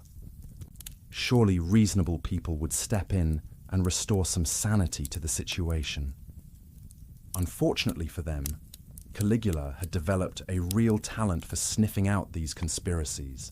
He was like a paranoid boss who reads everyone's emails and monitors their lunch conversations. When he caught senators plotting against him, the consequences were usually swift and brutal.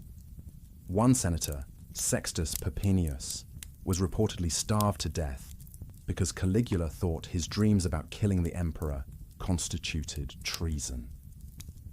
Think about that level of paranoia for a moment.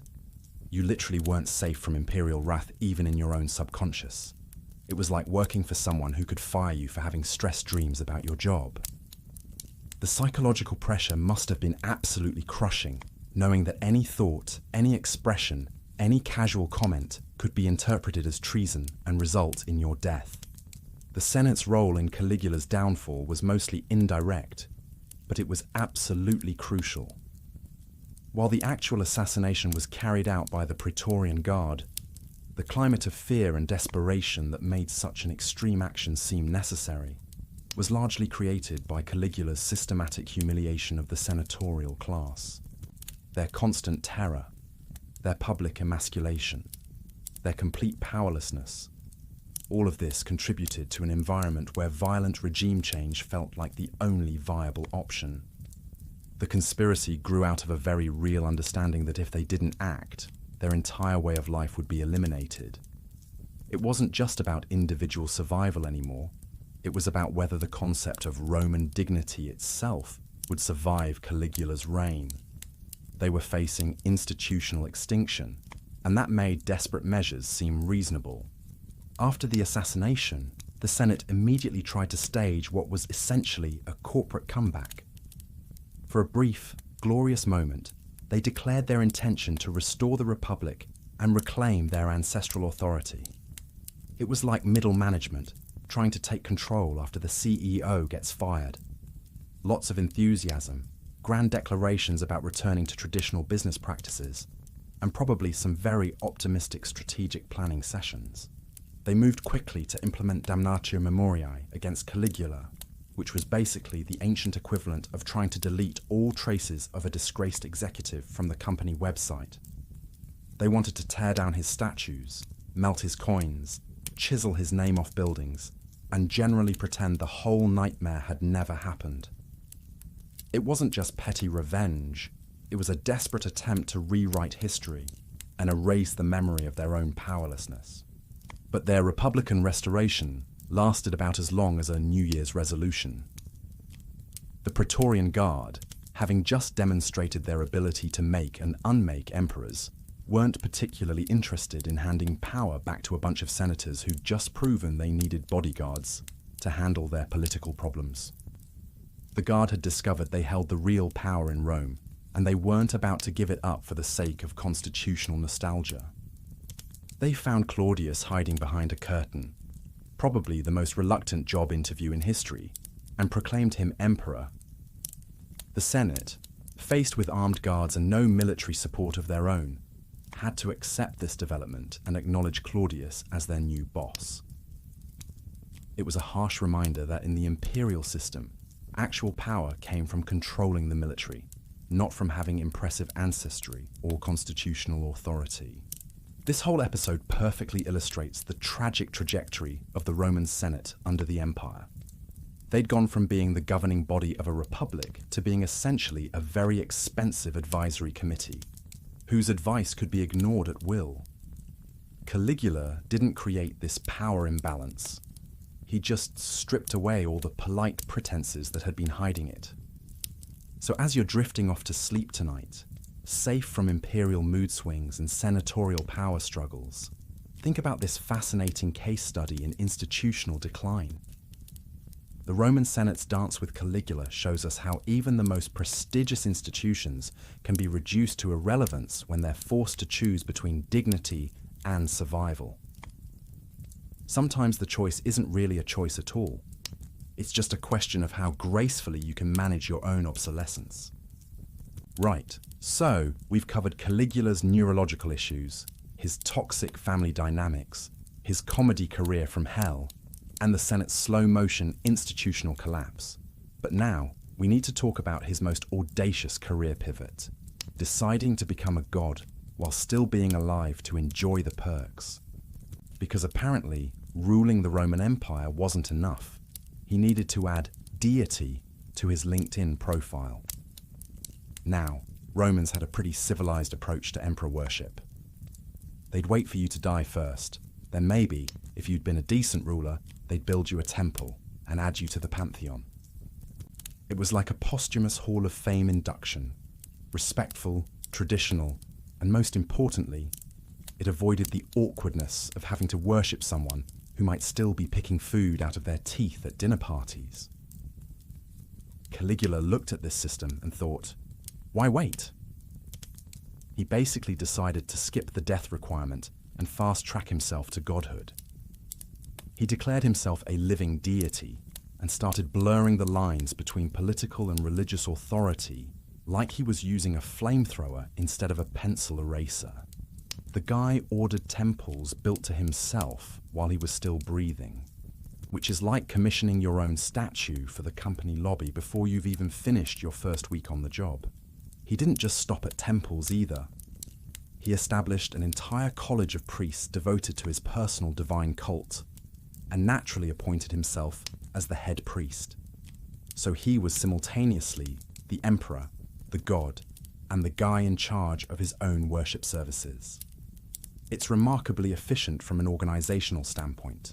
No middle management, no bureaucratic delays, just pure vertical integration of divine authority. The political implications of this move were absolutely staggering. By declaring himself a god, he wasn't just being egotistical, he was constructing an unassailable position of power. Think about it. If you're literally divine, who can challenge your authority? Who can question your decisions? The Senate? They're just mortals. Your enemies? Also mortals. Your critics? Definitely mortal, and potentially about to become very dead mortals if they push the issue. It was the ultimate get-out-of-accountability-free card. By placing himself beyond human authority, he created a system where any opposition to his rule wasn't just treason, it was sacrilege. He was essentially saying, you can't fire me because I don't work here. I own the building, the street, and the cosmic forces that govern reality itself. The reactions to his divine promotion were predictably mixed, depending on where you stood in the Roman social hierarchy. The Senate and old aristocratic families were probably having collective aneurysms. They saw this as the height of hubris, a complete violation of everything that made Roman tradition Roman. They were probably having very quiet, very careful conversations about how this blasphemous nonsense was further proof that their emperor had completely lost touch with reality. But they were also terrified, because how exactly do you file a complaint against someone who claims to be Jupiter incarnate and has legions at his disposal? It's like trying to give negative feedback to your boss, when your boss insists he's literally God and has the power to have you crucified. Regular Roman citizens probably had more complex reactions. They were used to imperial spectacle and over-the-top displays of power, so a god emperor might have just seemed like the next logical step in imperial evolution. Some probably found it exciting. Imagine having a living deity as your ruler. Others were likely uncomfortable, but smart enough to keep their opinions to themselves, because criticizing a god tends to have very permanent consequences. The real explosions happened in the eastern provinces, especially among Jewish communities who took their monotheism seriously. For them, Caligula's demand to place his statue in the Temple of Jerusalem wasn't just offensive. It was an existential crisis. These were people who'd rather die than compromise their fundamental religious beliefs, and Caligula was essentially demanding they worship him alongside their one true god. This led to mass protests, diplomatic crises, and near revolts. Jewish leaders were literally threatening to destroy their own crops rather than submit to what they saw as the ultimate blasphemy. It's like if someone demanded you put a golden statue of them in your living room and pray to it every morning. Some things are simply non-negotiable. But here's where Caligula's divine act gets really interesting from a political theatre perspective. He wasn't actually a theologian or a mystic. He was performing divinity like it was a role in a play. He'd dress up as different gods depending on his mood.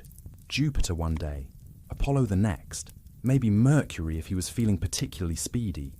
He'd have conversations with the moon, stand between statues of divine twins in the Forum as if he belonged there, and generally treat the entire Roman pantheon like his personal costume collection. This wasn't genuine religious experience, it was the most elaborate trolling operation in ancient history. By literally embodying the gods, He was showing everyone that traditional Roman piety was just another arbitrary system he could manipulate at will. He was essentially saying, "You think your gods are powerful? Watch me become all of them whenever I feel like it."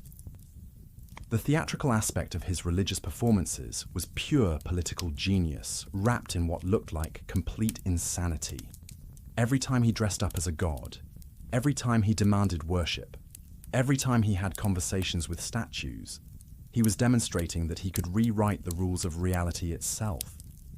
He wasn't just mocking human authority, he was mocking divine authority too. The line between his dark humor and outright cruelty completely disappeared when it came to his divine claims. Demanding worship wasn't a request you could politely decline. It was a command backed by the full might of the Roman military. If you disrespected a traditional god, you might get bad luck. If you disrespected a god emperor, you'd get very creative forms of execution. His religious jokes carried the ultimate punchline: death. He turned spirituality into another weapon in his arsenal of psychological warfare, making everyone understand that even their most sacred beliefs were subject to his whims. It was comedy with consequences measured in human lives. So as you're settling into sleep tonight, safe from divine emperors and mandatory worship services, think about how Caligula managed to weaponize religion itself. His story shows us what happens when someone with unlimited power decides that even the gods aren't off limits to their ambitions. He turned the entire concept of divinity into just another tool for political control, proving that for an emperor with enough audacity, even heaven isn't beyond reach. So here we are, having wandered through Caligula's damaged brain, his soap opera family life, his comedy career from hell, and his bold decision to become a living god. But there's one final piece of this puzzle that really brings everything together: his absolutely unmatched talent for putting on a show. Because for Caligula, running the Roman Empire wasn't just about governance. It was about being the world's most expensive, most dangerous event planner. Most Roman emperors understood that you had to keep the people entertained. Bread and circuses, gladiatorial games, the occasional triumph parade, standard imperial crowd management. But Caligula looked at this traditional approach and thought, that's cute, but what if I turned the entire empire into my personal theatre company? He didn't just throw parties, he orchestrated elaborate productions designed to blow everyone's minds, while simultaneously terrifying them into submission. Let's talk about his greatest hits in the world of imperial entertainment. That floating bridge across the Bay of Baiae we mentioned earlier. This wasn't just a middle finger to an old prophecy. This was a 2-mile-long declaration of war against the laws of physics themselves. Picture this massive engineering project, costing more money than most countries had in their entire treasuries, built for no other purpose than allowing Caligula to ride his horse across the water while wearing Alexander the Great's armor. The message was crystal clear. I have so much power that I can literally rearrange geography for fun. It was like building a solid gold highway from New York to Los Angeles, just to prove you could afford it. He wasn't just demonstrating wealth, he was showcasing his ability to bend reality to his will. The bridge was essentially a very expensive way of saying, I don't just rule people, I rule the elements, the seas, the very fabric of what's possible. Then there were his naval productions, which were less military exercises and more like ancient Rome's most expensive reality TV shows. He'd commissioned these absolutely massive ships, not for war, but for pure spectacle. We're talking floating palaces decorated with gold, precious stones, and actual gardens planted on the decks. These weren't warships. They were maritime amusement parks designed to make everyone's jaw drop. The symbolism was devastating. He was taking the Roman Navy, the instrument of conquest and military might, and turning it into his personal entertainment fleet. It was like converting an aircraft carrier into a luxury cruise ship just because you could. The message: I have so much military power that I can waste it on parties, and you still can't stop me. Every single one of his over-the-top displays was carefully choreographed to demonstrate just how impossibly powerful he was.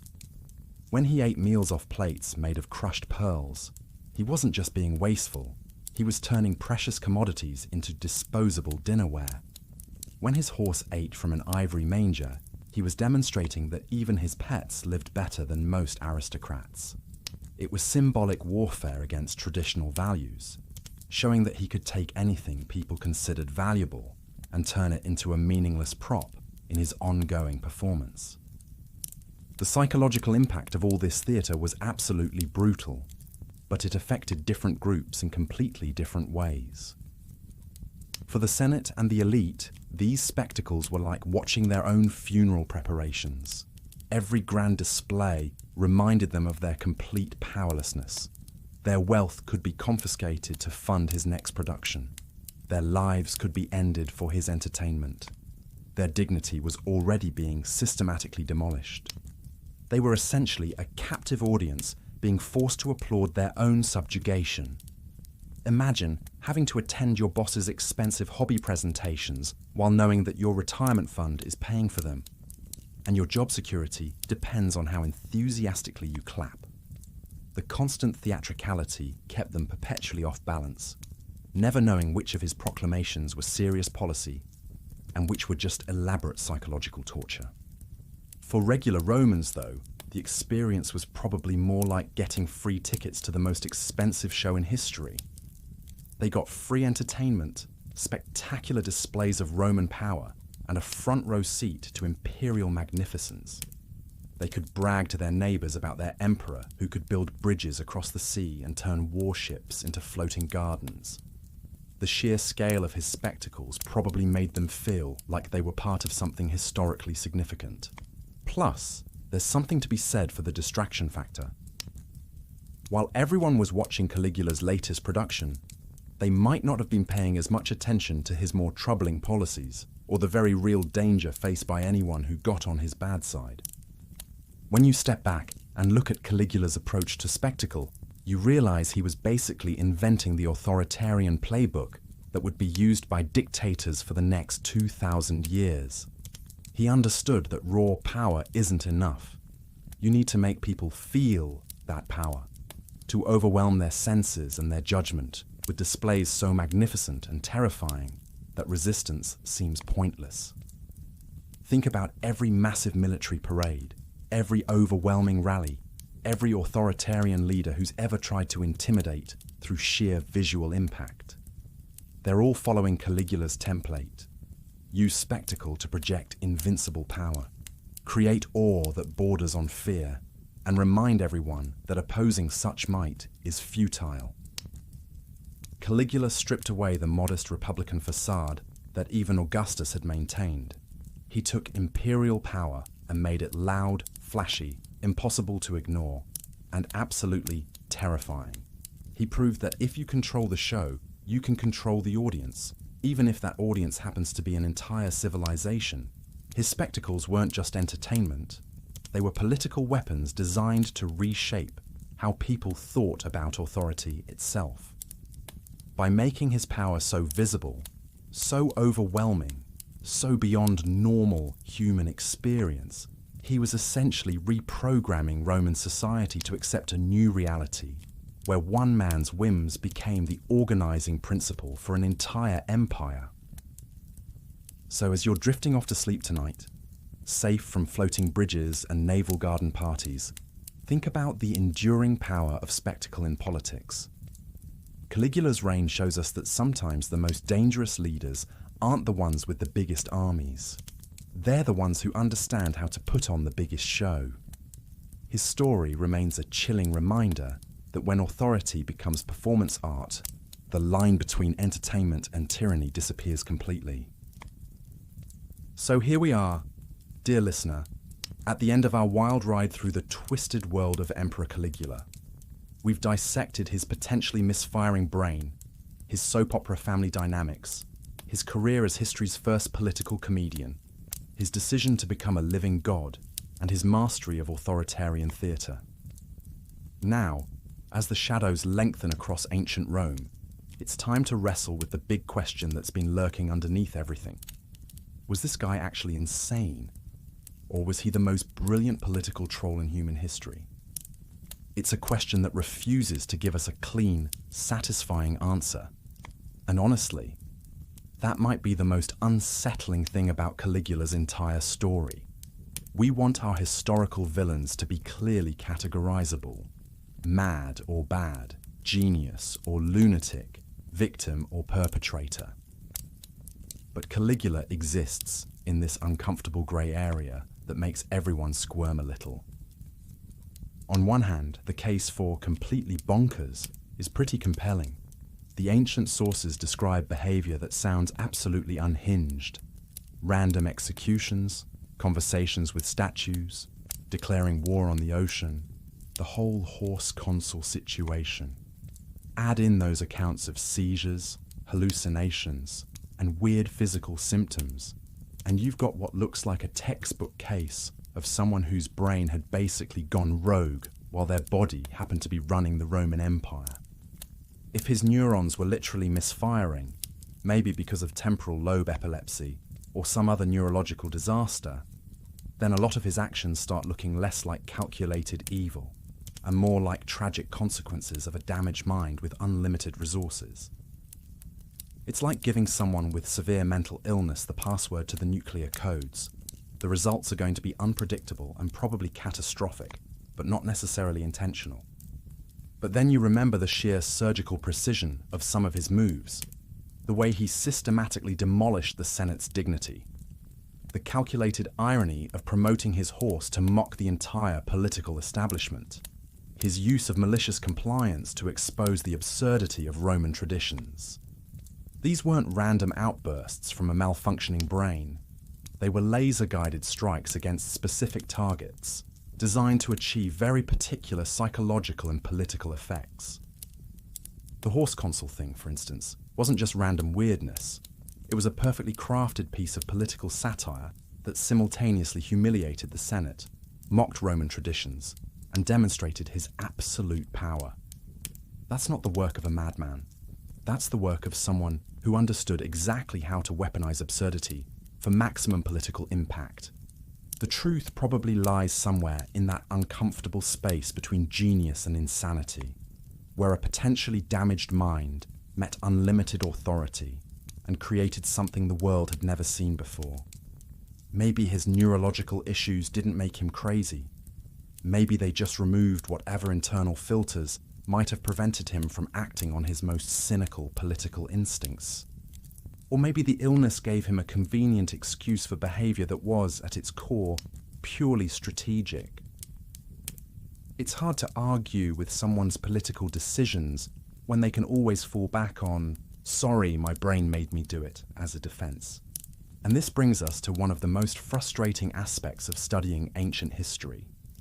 We're basically trying to solve a psychological puzzle with half the pieces missing, and the remaining pieces possibly fake.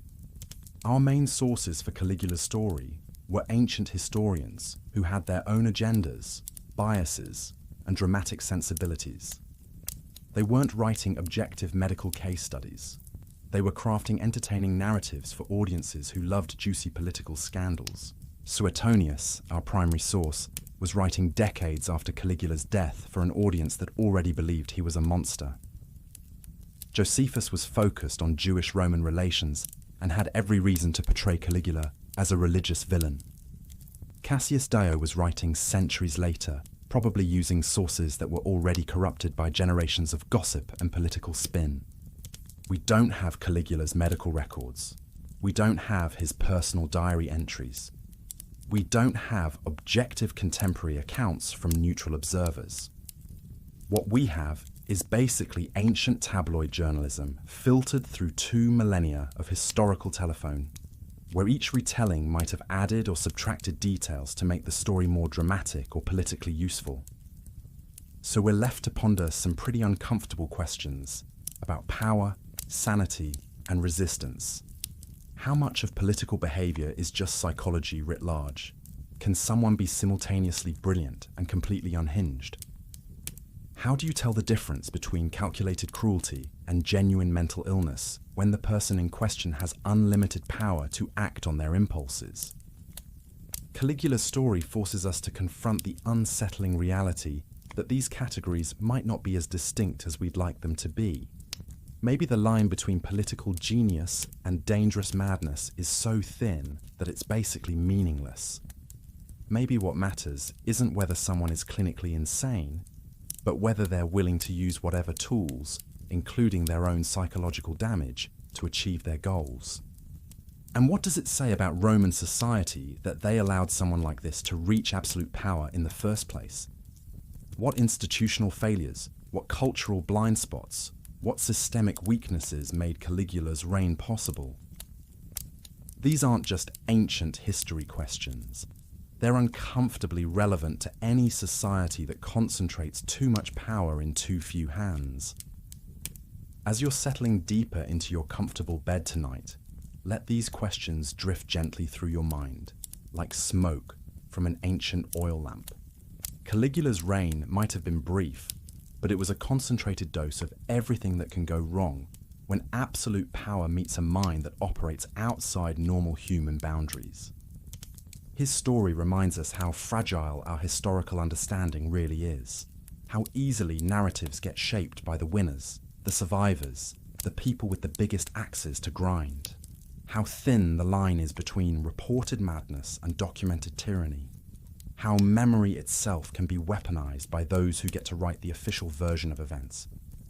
But maybe that's the most important lesson Caligula leaves us. His story isn't just a bizarre tale from ancient Rome. It's a mirror reflecting our own assumptions about power, sanity, and the stories we tell ourselves about both. It's a reminder that human nature, in all its complexity and contradictions, remains remarkably consistent across centuries. So now, dear listener, let the shadows of ancient Rome fade into the gentle rhythm of your breathing. Let the whispers of senators, the echo of chariot wheels, and the ghost of Caligula's laughter settle into the quiet corners of your mind. Rest easy knowing that whatever monsters history produces, they eventually become just stories we tell ourselves in the dark.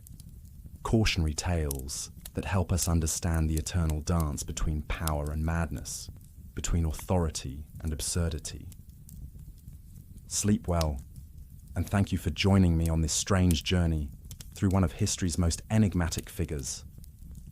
Until next time, when we'll explore another corner of the past together.